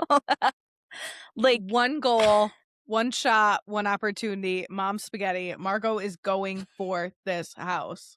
She is. Period. He immediately resists again, saying how unhealthy it is that she is so fixated on this house. And that's when Margo just fucking flips. This is the moment she's like, okay, I'm done. You could have had the easy way out. She blows. Just sign the fucking offer. Right. Sign the offer. Like, you are already in your shits. Obviously, he doesn't know that she knows, but he is in the shits. She blows the whole thing wide open, and she tells him she knows about Alex. Ian completely breaks down, immediately folding like a bitch, crying, apologizing, insisting it meant absolutely nothing. Like, get an original line. Like, give me something. I mean, we all hate cheaters, but like, come on. Like, you're an attorney. You can't come up with something better on the fly. Right. You gave him too much props earlier. As she grills him, and she is absolutely grilling him in this moment, she asks if they use protection. She, quote, says, the possibility of that teenager getting pregnant before me erupts from my brain like an aneurysm. And Ian is sick to his stomach just hearing that that's a worry for her. Okay, buddy. Sure. Rightfully so. Sure. Like, this is another one of those places where Margo's not wrong. Margo is not wrong in the moment. Her anger is justified. And everything that they've gone through, he is completely, like, thrown back in her face over and over and over again. And now this is, like, the biggest betrayal. Like, this is the biggest betrayal to her, if not him not wanting the house. Like, that's the second one, I guess. I can't compare it to anything else with her. I had something just kind of pop into my brain. Do you think he's pulling back so hard on the house because of this affair and he doesn't want to stay locked in with Margo? Maybe. It's been 2 months. Let me get into what he says. So, because I have thoughts. Margo learns that they met outside his office because Alex was canvassing for an environmental cause. She says, quote, "So then what? She asked you if you wanted a fucker to save the rainforest," end quote, which is like such a Margo. Went crazy. So Margo. And so what Ian does, he blames all of this on the stress of the house, the baby, everything, and just fuel to the fire, Ian. She fucking loses it because she is rightfully she's rightfully justified in the fact that she's so angry with him. Like, this man has done 10% of the work that she has done in the grand scheme of things. And I think this is like maybe this is like the big metaphor like of womanhood. Like, you have not given up your autonomy, you have not given up your time, you have not given up your career, your energy, your relationships in the way that I have, and this is stressful to you, so much so that you cheated on me. I would kill him. Like, you can't eat walnuts in the morning that I lay out for you, but you can buy a fucking burner phone? Right.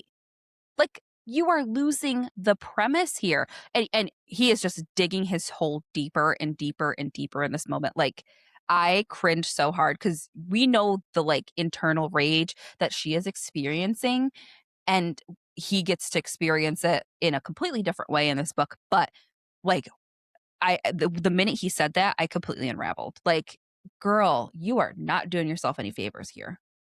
Right. No, I totally agree. With Margo absolutely riled up, Ian tries to minimize everything and begs for forgiveness, but of course cannot get any of it right.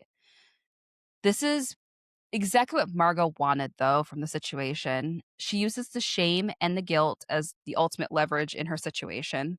She tells him that she's willing to stay and to try to move forward, but only if they put an offering on the house. She says they need a fresh start. Ian, desperate and guilty, of course agrees because he is what? A bitch. Margo is using this affair as blackmail instead of actually being emotionally traumatized by it. She's using it as the same blackmail she has on Curtis to get Ian to lock in and sign on the dotted line. Right. I can't blame her because now she's lost all respect for him. She's obviously lost all the love for him. We saw like a sparkle of it in the beginning. Yeah, I know. Like, if there was any to begin with at this point when we join in on this story, but it is just now a woman on a mission to get her dream, and everyone else has to get on board or get the fuck out of the way, which is terrifying, but also, you go, girl. I support your rights and wrongs. I'm still rooting for Margo. Agreed. I love an Same. anti-hero. I love an anti-hero. Like, I do. What can I say? Moving right into chapter 26, Margo is fully locked in again. Homegirl is up. She has got everything she needs in the sense of she has Ian on her side, so she doesn't have to hide behind anything now. She rereads the house listing like it's scripture, even though she already knows every detail. She's constantly refreshing, and she's also at work, remember, working. So this is when the listing goes live, and remember, she said part of my blackmail is this house will not touch the market. So ain't good for her. Not good. Their new agent sends them the offer, but of course is a problem. Curtis and Jack have decided to wait until after the weekend to review anything.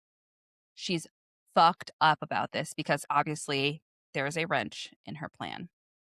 Ugh. I wrote an offer today and sent it in, and the agent sent out an email to everyone that showed it and set the highest and best deadline to my contract's end date. And I was like, you could have just accepted it, bitch. Yeah. Thanks, but okay. Like, literally the same thing happened. Margo is irritated, but forced to wait. Meanwhile, she has to show up to a major work event at the Bexley and perform like everything is fine. She's juggling her job, her lies, and this entire scheme on her back, as a woman does.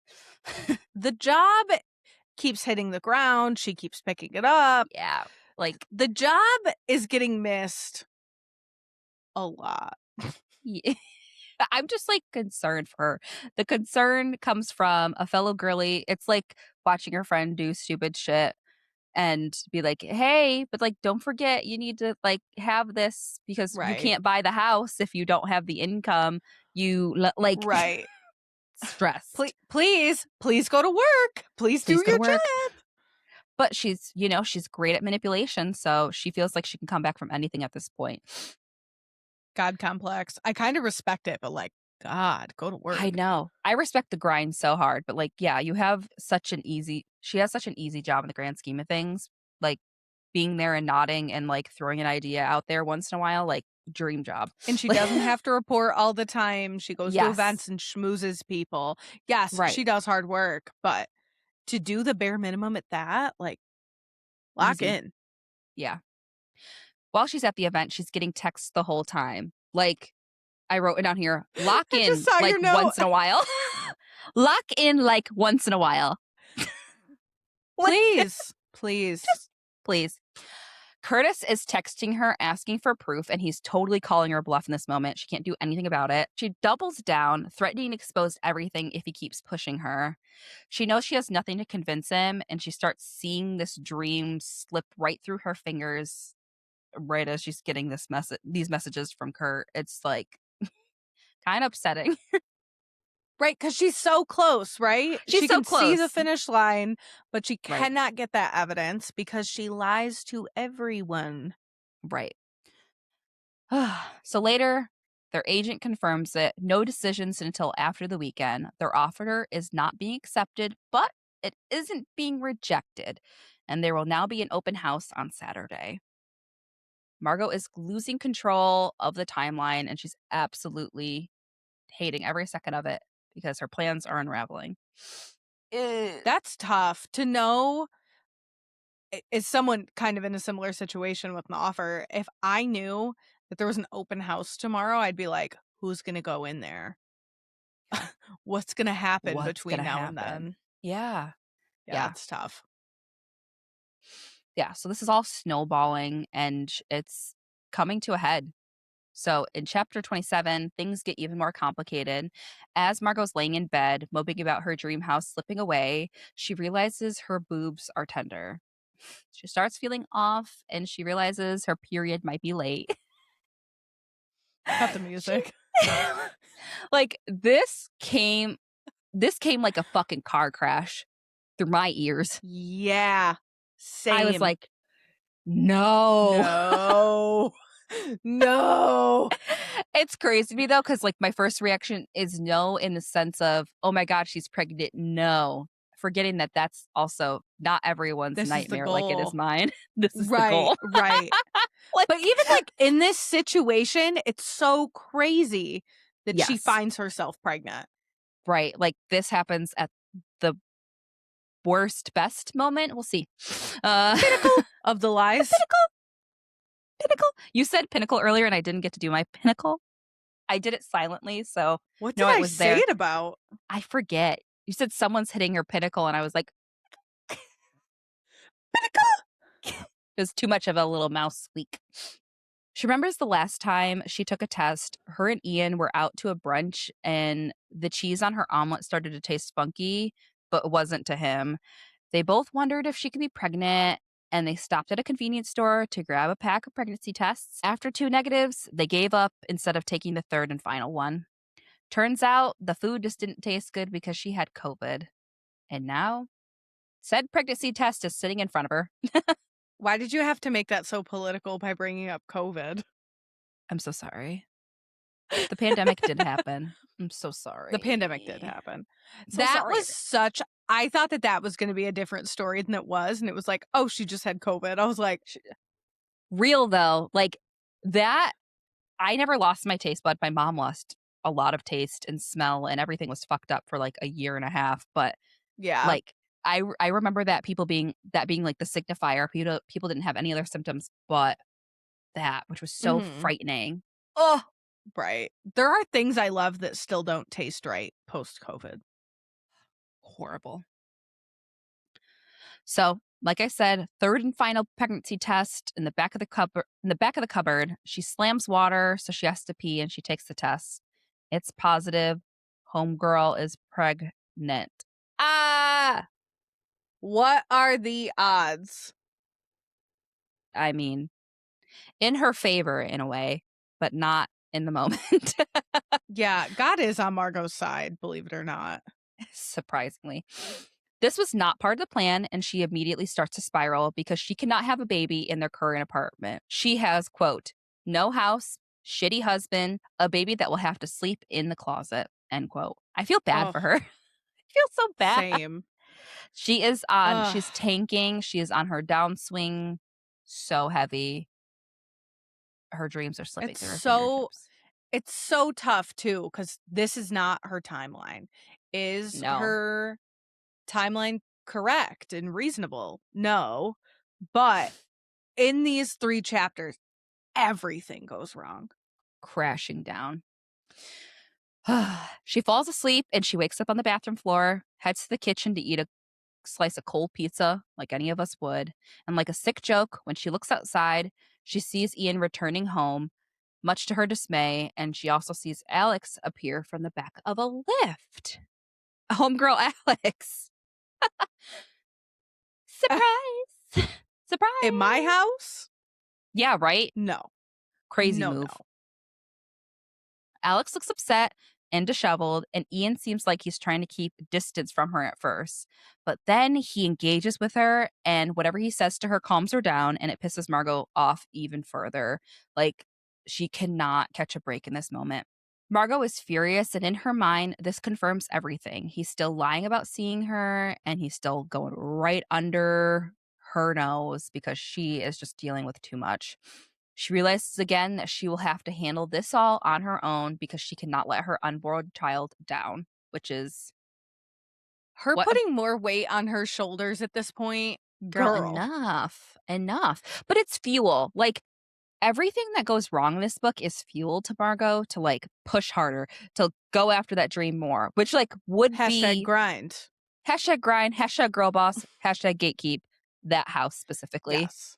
I want to see this house, by the way. Jot that down. Can someone draw this house for me? Because I don't know what any of that stuff means. Houses just look like houses to me. I see this house. I know you do. I wish I could let you in here. Let me in. I wish I could let you in. I honestly bet if we got on Zillow and started to dig, we could find something very similar. Party. Jumping into chapter 8, Margo brings Natalie to the open house, even though she can barely stand to be around her at this point. Natalie in the car criticizes everything: homeownership, marriage, the whole lifestyle that Margo is striving and chasing currently. She holds it together, but just barely, and she alludes to a plan that she has devised to us. This is where we really see the level of, like, in Margo's head, the narration is. I understand we got her anger, but this is kind of the first time she's concealing and not conceal, don't feel. She is concealing and not giving us all the information that we could possibly be having. Right. And when she said plan, I think I went back in this chapter and I was like, what plan is she talking about? Right. So this, from here on out, the book moves. I know we said it last episode, but like, I think when we get to the open house, her plan is unfolding, and we don't get the plan until literally, we don't get the plan till like right up to the end. And then it all comes out and you're watching it unfold and you're like, holy shit, she's had this all since chapter 28. Shit. Yeah. She suddenly feels nauseous and sends Natalie inside to continue the tour while she steps away. Once she's confirmed that Natalie's inside, she makes her way to the side gate to, quote, check on the one thing I need to confirm. End quote. Margo, what are you up to? Goo goo gaga. Goo goo gaga. I'm sitting on the tire Goo swing goo like, gaga. What's she stressed. doing? But this, in my head, I knew where this was going because I read the book. And I was like, she's going to check that fucking latch on the Dutch door. But why? I have a flosser in my hand. But why? But why? Really drive it home. So back at home in chapter, not the point, a weapon. Oh, that got me. Back at home in chapter 29, Margo is filled with quiet disgust towards Ian, but she hides it very well. They talk casually about schedules and the house, like everything is super normal. Then Margo goes to Natalie's apartment. She's wearing latex gloves and she's snooping around. Like, they just like threw that in there. Marissa was like, yeah, this is another one of those parts where we're like, what is she doing? Because we are so used to hearing about the rage, hearing about the flashbacks, hearing about what she's feeling, and we are getting these little blips of what's happening. And it's riveting to read this and be like, what is she doing? Right. So you're guessing, like, this is the beautiful part of a thriller where you're like guessing. I choose to be willfully ignorant when I read thrillers. A lot of people are like, I saw it a mile away. I read this and I'll never see it. Me either. I'm just enjoying my time there and where I am in the book. I'm not digging, but thriller readers are very much so into like the scheme and how the twist and turn. So I was just absolutely eating this up. And when I listened through this afternoon, so like I listened through this section, I was like, oh my gosh, I forgot this feeling. Like, oh, what is happening? So she's in Natalie's apartment. Seeing Fritter brings back a painful childhood memory about Blossom, her childhood dog that she had for a blip. Her father sold the dog for money without caring about how much it would hurt Margo. And that moment clearly stuck with her, and it shaped how she sees attachment, control, and loss in her life. And it really was, an important insight into what her psyche is and where kind of this passion and fire comes from about very specific things, about the house, about Fritter. It all ties back into something. And guess what? It's childhood trauma, mama. It is. It definitely is. And yeah, that little flashback, because we said in the last episode, you were like, her dad was a snake oil salesman, and you're like, I wanted to call him a schemer, but like 100% he is a schemer. To sell your family pet because you can swindle a woman for it? Crazy. Yes. And then wait, in that moment too, he was like, she comes home from school, neither of her parents are home, and she's panicking. Like, your child is panicking because of your actions, and your response was like, you didn't see that the leash was gone, you idiot. Like, that's just an awful person and a parent right there. Like, terrible. Absolutely terrible. We get that little bit of empathy towards Margo. Quickly, it's switched. In chapter 30, Margo invites herself over to Natalie's place for a movie night. Natalie initially has a date, but Margo knows exactly how to manipulate her. She starts to fake tears, and she's telling her that she thinks Ian might be cheating, knowing that Natalie won't be able to resist the drama. And it works. She cancels her date, and Margo has an in. This is, again, part of this plan, but we don't know it in the moment. She's just kind of going through life exactly how previous chapters have laid out everything for Margo. This feels like a continuation of that, so it doesn't quite feel like a plan, but we know it's a plan. Right, and we also know that Margo's going back into the house when she's or Natalie's apartment when she's already been in there. Right. It's part of the plan. What are you doing? What are you doing? Margo feeds Natalie a fake story about Ian reconnecting with an old flame and encourages her to drink. She brought wine over. Natalie already knows that Margo is pregnant. So when Margo offers her most of the bottle, she doesn't even think about it. It feels really harmless. Eventually, Natalie passes out because apparently she's a lightweight. And Margo puts on the latex glove and picks up a wrench from her countertop. Ominous as fuck. Craziest episode end.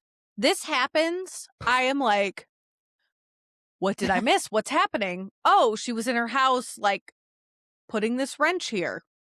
It's like 2 pages. Crazy. Quick. Mm. Quick. Give me chapter 31. Get in there. So Margo pulls up in chapter 31 to the dream house. She's fully prepared with gloves and a mask. She knows Curtis, Jack, and Penny are out of town until Monday because she overheard it at the open house. And she believes that this is fate. She is officially gone, folks. She thinks her plan that she has devised in her head and has laid out perfectly, and they're not going to be home. It's fate. Okay, girl. That's what serial killers say. That's what monsters and horror movies say. That is, yeah. Oh, no one's home. It's the perfect night. Like, okay. Scared. She's wearing a hat and an N95. She's gone complete incognito mode. As she sneaks into the backyard, she sends a suitcase down the basement stairs and enters through the broken door. She hears the thud behind her and then another, and she's pushed into the ground. She thinks she thinks everything is up. Whatever she's doing, she's like, someone found me. I was so shocked. She got pushed to the ground. I remember I was on the walking pad taking my notes, listening, and I'm like, who could it be? Is it Ian? Is it the police? Is it the realtor? Is Curtis waiting for her? What is happening? It's a cat. It's a cat. Once she realizes it's a cat, she follows through and drops what's in the suitcase in the house. She ends the chapter by saying she doesn't want Penny to see whatever's in the suitcase. And that's the first time we get like a, what have you done, Margo? What is it? What's in the suitcase? What's in the box? What's in the box? In this moment, what did you think was happening? So, first read, I watch a lot of true crime. Suitcases are such a vehicle for bodies. I thought Natalie's body was in there. I had no clue why. Very much same. Natalie was the body that I thought was in there. Is it because she made Natalie drink till she passed out and then picked up a wrench in her house? Perhaps. Maybe. Maybe.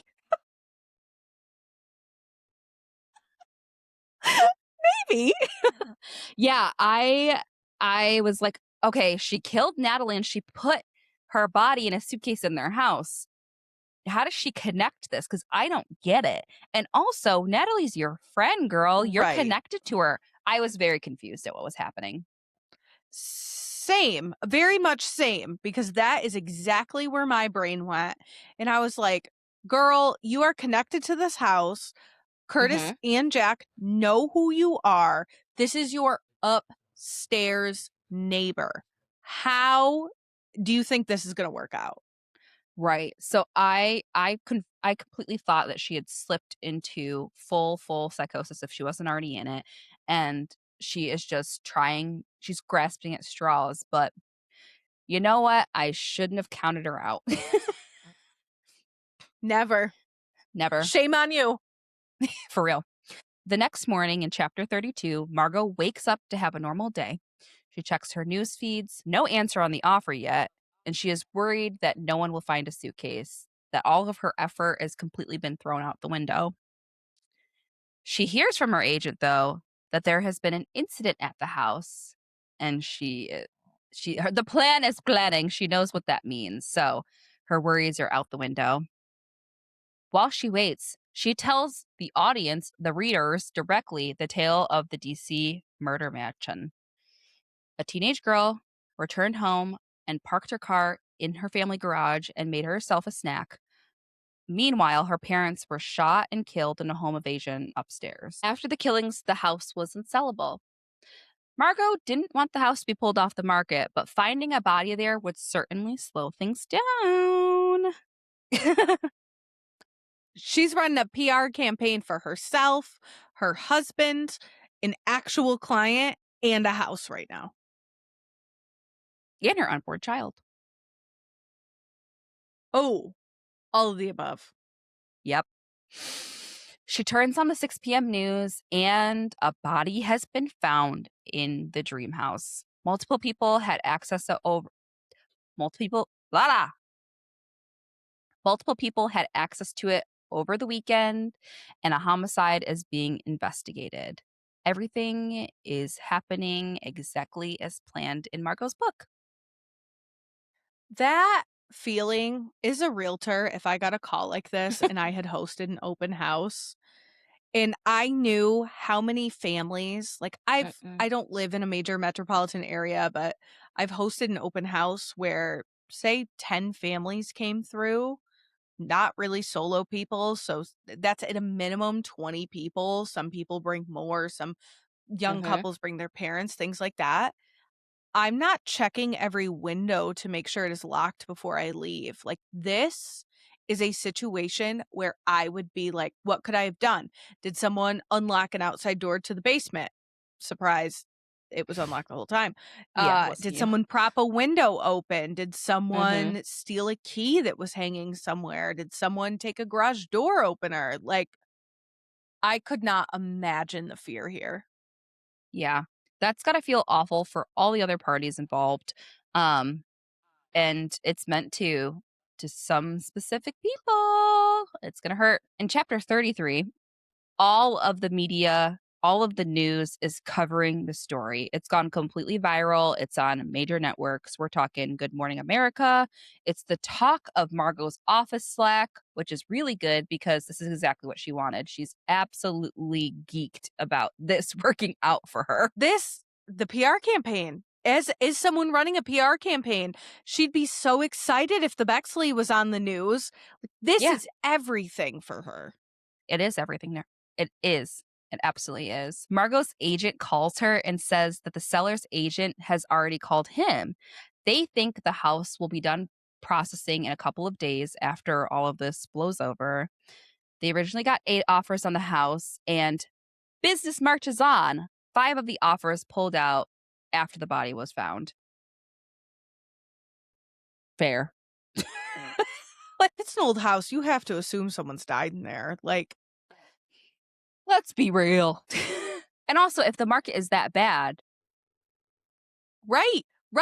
I'm sure that someone else in that offer pool is in the same trench as Margo and was like, maybe this is our chance. Yep, this is a great opportunity. I'm okay with a little bit of haunted house happenings. Right. I could take a body. It's okay. It's fine. They're already dead. White people shit. Really? Margo pretends to be shocked, and internally she's tracking her about blah, blah, blah. Margo pretends to be shocked while internally tracking how her plan is unfolding perfectly. She wants zero competition, though, so she's kind of upset at the fact that there's a few offers left. Isn't her agent in this situation kind of surprised that she doesn't want to pull her offer too? Yeah, he's like, are you sure? Okay. Yeah. I mean, I guess I would be if I were an agent, I'd be like, I totally understand if this is not going to be a great fit now.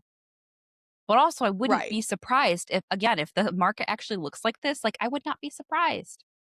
I'd be like, let's try to offer less. Party. I'm running a scam.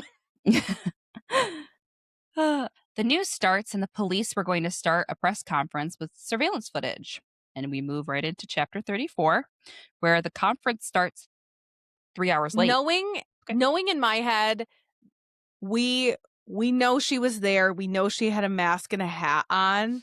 But in my head, I'm like, your beat up Prius, you're already tied to the house. Yes. So I am sweating bricks waiting for this press conference. And Margo's not sweating in this moment. She's so like elated. She's like giddy. Homegirl is giddy at the prospect of everything working out the way she wanted it to. Because we know she's thought of the details, but us regular humans that have watched her navigate this so ass backwards this whole time have kind of been like, you forgot a detail. Something's going to happen, you know? So the conference starts 3 hours late. Margo is far too excited to see what they have found. Quote, "This is by far the best PR campaign of my career. Too bad I can't take any credit," end quote. Girl. At least she knows. Right?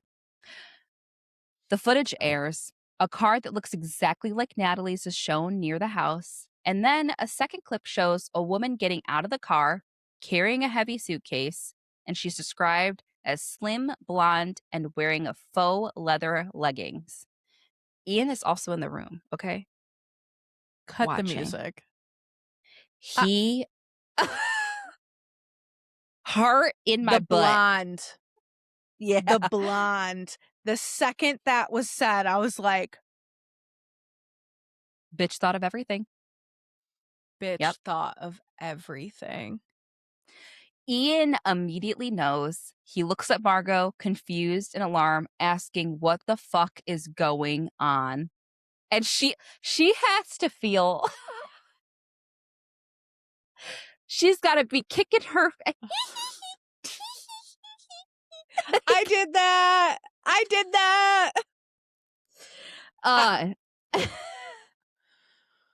Okay. I guess. Margo. All right, let's get through it. Chapter 35, we finally get the truth. Margo killed Alex, the poor clipboard girl. Stuffed her in a suitcase. Oh. It makes so much sense on this end of it.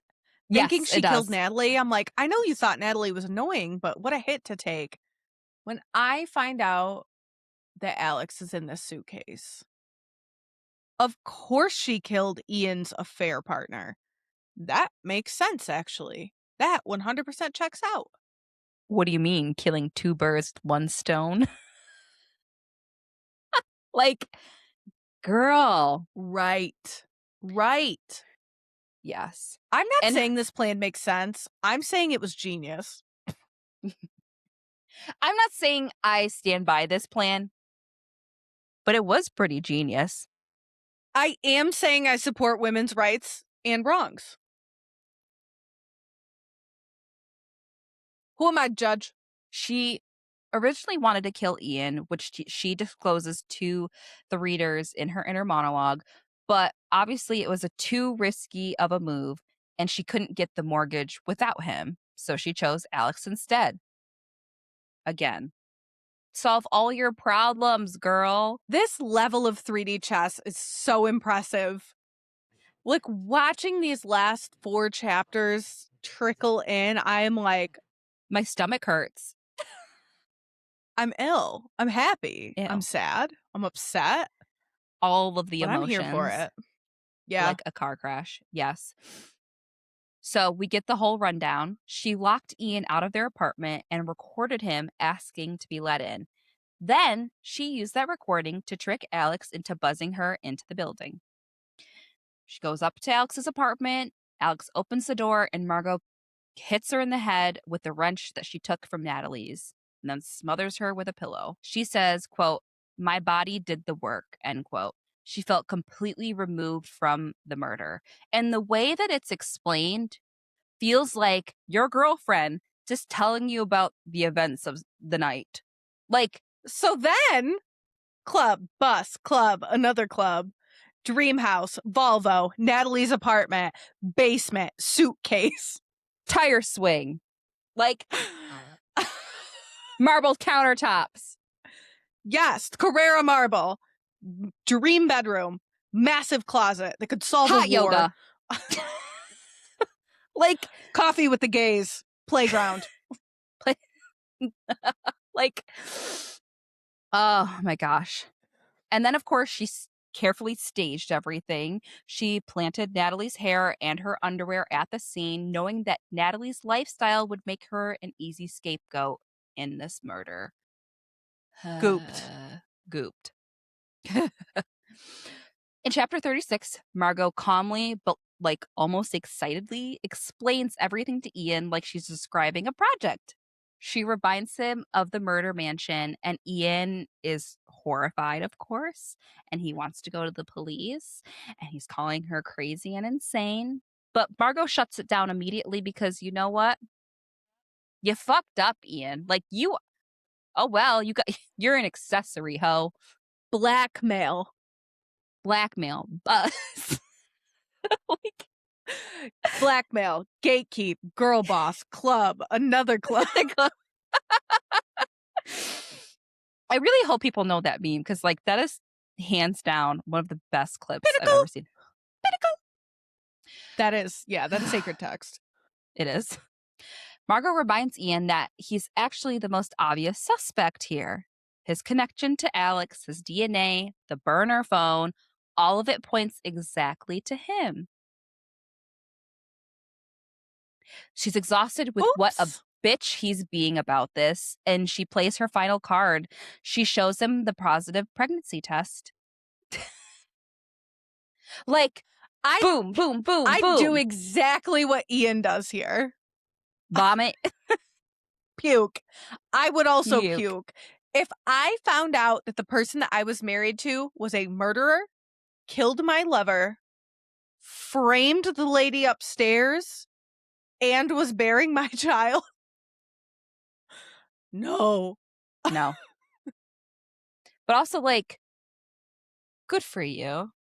Like, not Ian, Margo. Good for you. He is, of course, confused, horrified, and overjoyed. She tells him that they cannot both end up in prison with a baby on the way, and he pukes. And that's the end of the chapter. Like, I was like, too. I was like, is that how it ends? Yeah. Like, there's no, like, your life is fucked. It's now been written. You couldn't follow the script, Ian. So guess what? Here we go. Oh, yeah. To just be dragged into this, like, Margo, I just keep thinking back to that quote at the beginning of the book where Margo said, I have to keep the energy up. I have to keep doing this because Ian doesn't care. And then the other quote of Margo saying, I found us an edge like I always do. Mm-hmm. The edge of all edges, a wrench. Yes.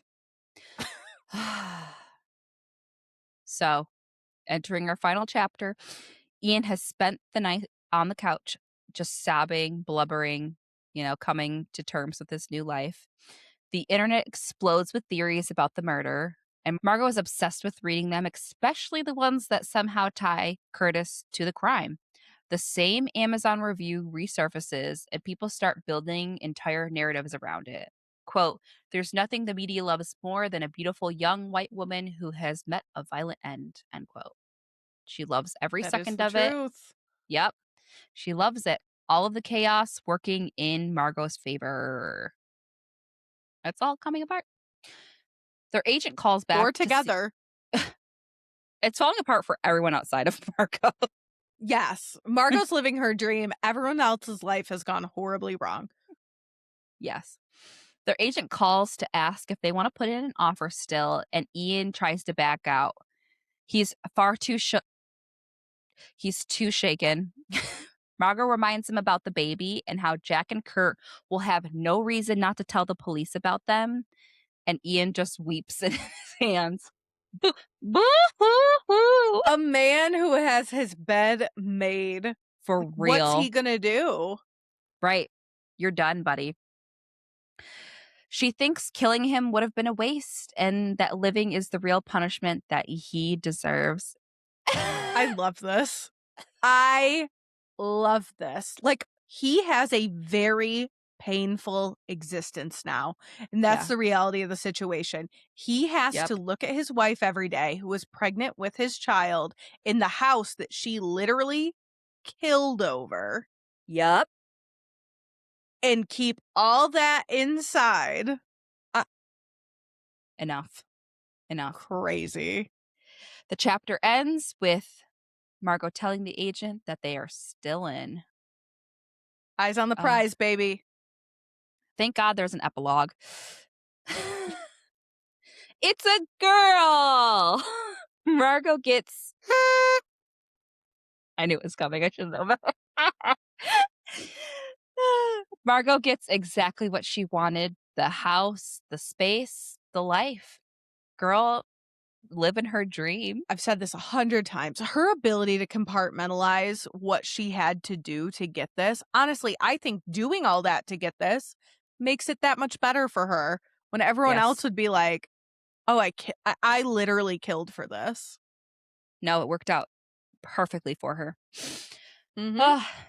So with the market shaken by the murder, they're able to buy the house without competition and even have money left over to renovate. Ooh.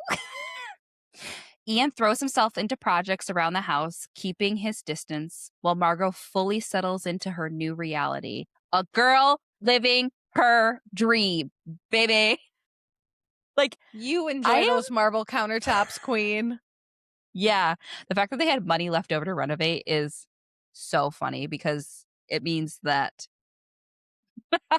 Kurt and Jack took a loss in some capacity, obviously. Like, yeah, when every other offer pulled out, I'm sure they lowered their offer. Absolutely. Good on them. Yes. Natalie is successfully framed by Margo.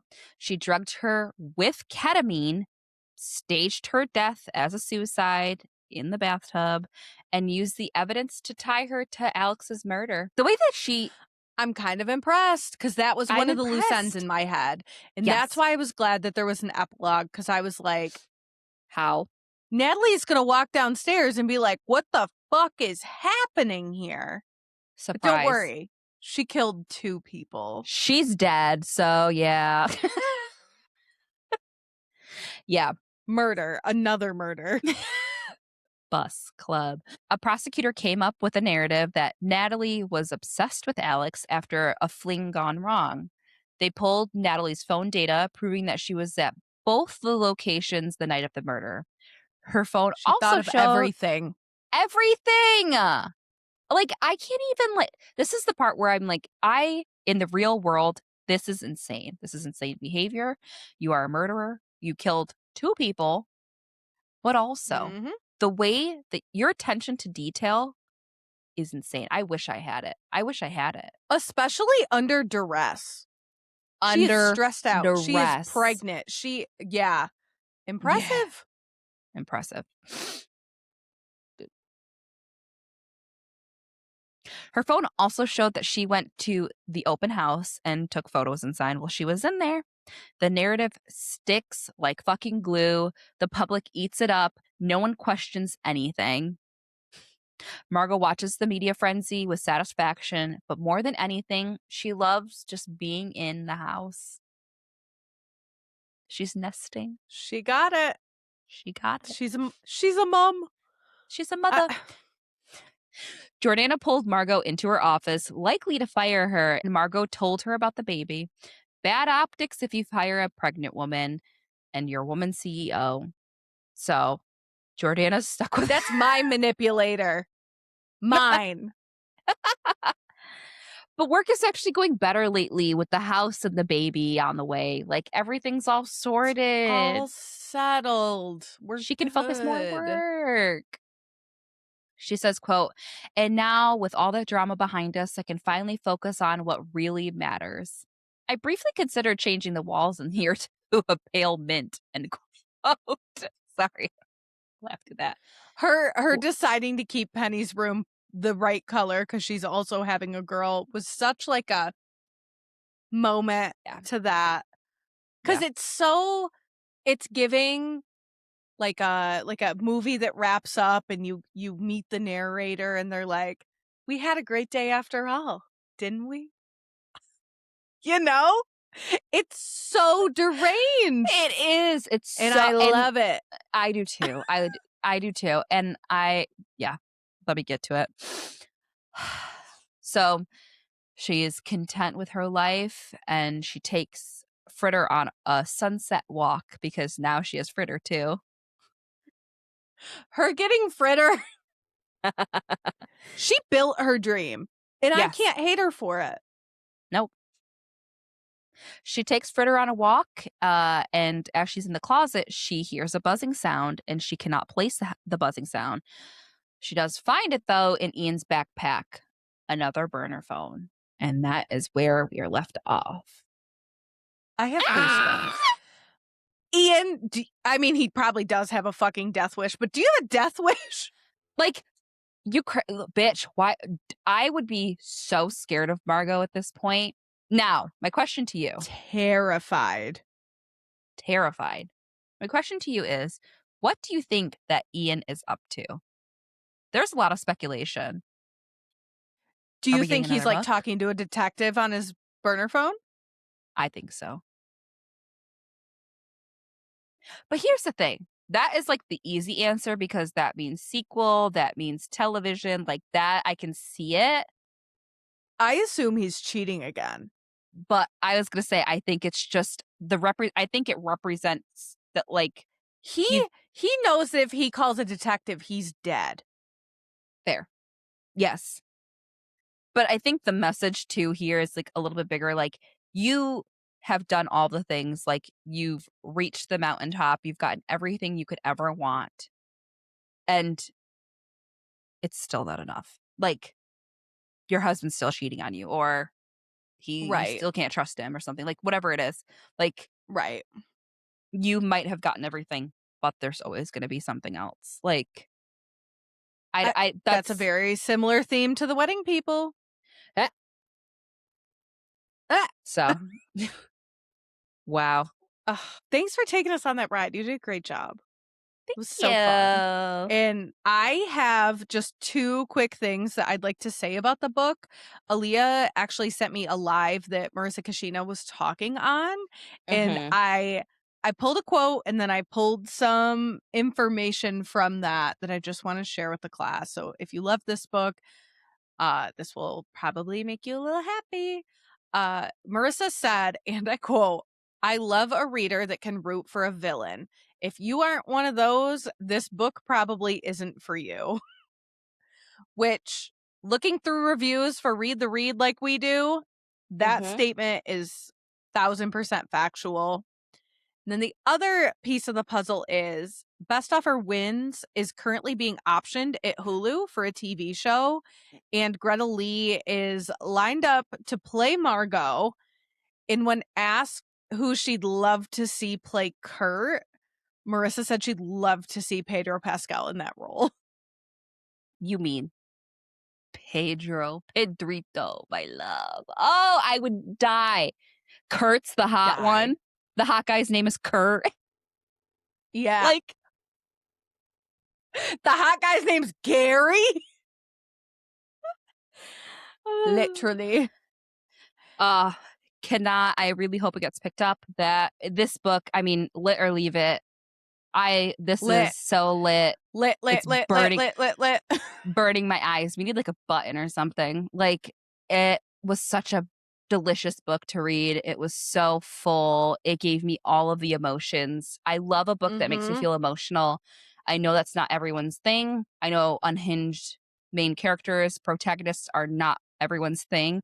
But god damn it, that was good writing. It was funny. It was punchy.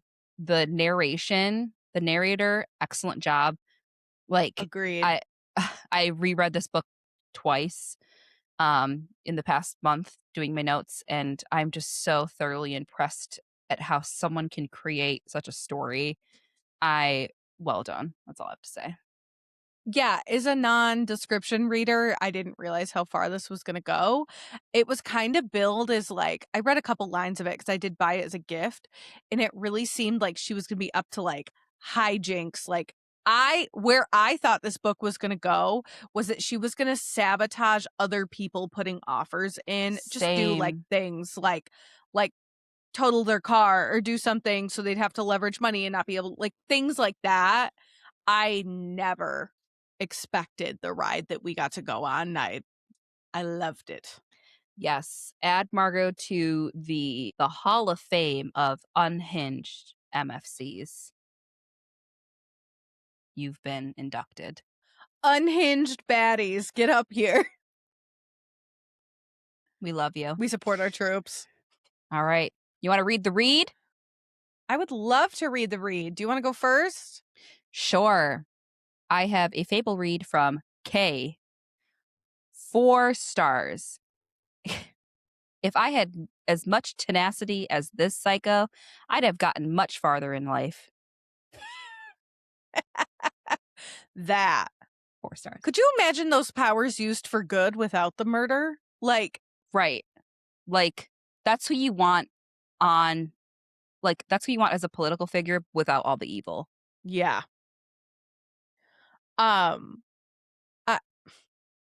Margo, you're going places. You imagine when it's time to put that kid in college? Yeah. She's about to be the worst mom you've ever met. Yeah. Yeah. She's not going to have to wait for daycare. Do not worry. No. Wait list. Don't know her. What you got?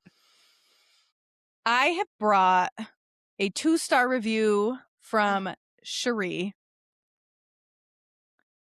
Not what I expected. Instead of fun, mischievous pranks to deter other buyers, Margo goes fully unhinged and crosses into straight-up psychopath behavior. Unlikable characters, not funny, and an ambiguous ending that felt more confusing than clever. Confusing? Everything just happened, girl. Did you read the book? Right. Anyways. Girl, did you read it? Yeah. That just... I understand that we spend a lot more time with these books than casuals do or someone just reading it. But, like, what wasn't there to get? As someone who's Googled a book ending explained, this felt pretty straightforward. Right. Like, are you bothered by the phone buzzing in the backpack, like, being ominous? Like, that is literally placed there for ominous. You to infer. Right. Like, girl, that is just reading. That's just Use comprehension. Use your imagination a little bit.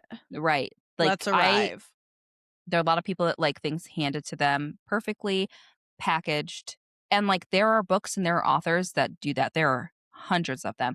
But I think the stories that, like, I'm especially I gravitate towards are the premise sounds cool. I can get on board. And like you said, this book went in a completely different direction. I agreed. I thought she was sabotaging other people, not just one couple who own the house. So I truly think books like these were made for people who want a story. And I don't think everyone wants a story. I think they want something that's really palatable. I don't know how to elaborate or, articulate that. Or something but truly, maybe more predictable, because this is absolutely unhinged. This is doomsday, worst case, highest max it could go to kind of thing. Right. And I haven't seen one review in all of this research that says that this was predictable. I did see someone that I saw one that said, I guessed the ending 2/3 into the book. Whether she guessed the murder or the whole thing, she was like, I guessed what was going to happen. But, like, did you guess the murder, or did you guess that she was going to kill Alex and frame Natalie? Because if you guess that, you're lying. You're lying, and I don't believe you. Also, what I was going to say is I saw someone comment that she's like, it was a 5-star review. Everything all good. She goes, we have another Frida on our hands. And I want to look at that person and say, no, you don't. I've never read a Frida. I probably won't. You're fine. I've read one. And no, we don't. So anyways. Marissa, you're worth more than that. I do have to let you know the other review I screenshotted. It has the information, like, this book wasn't for me. I don't DNF, so I stuck it out. And at least I got the benefit of the twist ending. Side note, I'm looking for something like the Stephanie Plum books, but everything I come across seems to be too dark. Stephanie does stupid things because she's an airhead, not just because she's manipulative. There is a fine line for me for it to be humorous and not go over that line. Okay, Girl, then you write it. Reread them. Right. Like, just read something. Like, if you know that's what, same way I search for the same feeling that I get from Losers. Like, I have found books that are similar, but you know what? I like the way that Harley writes. I like the way that they write everything that I read by them. So, of course, I'm not going to find something with the exact same feeling, but I have to be okay with that because you know what? People are different and authors write differently. And you're weird for expecting that out of everyone who writes in the same genre as someone you enjoy. Weirdo. Weirdo. Shaming people in 2026 for having bad reading taste. As you should. Wow. What a banger. Did we do it? I think we did. People. Woo! Thanks for sticking it out. I think this was such a great pick for us. And coming off of something like The Wedding People, great choice. Good job on our end. Our blind pick panned out. Good for us. Yes. And we have such a goodie coming up. You guys are not even ready for how good Margo is. That's something this is going to be a reread for both of us. And I cannot wait because we had so many thoughts when we first read through this. It was a book club read. It was a blind pick too. So kudos to me, really. I just cannot wait to get into that. And I cannot wait to hear you facilitate this. So I hope I can make it happen. I'm going to do a lot of reading this weekend. Do not fret. You're fine. Anyways. I'll see you at the library. I'll see you at the library. Bye, Hold on. Rate and review. Please. Only give us 5-star reviews. I don't want to see anything else. Get out of here. Bring your good vibes to our library, please. Yes. Good vibes. And we'll see you there. Bye. Good vibes only. Oh my God.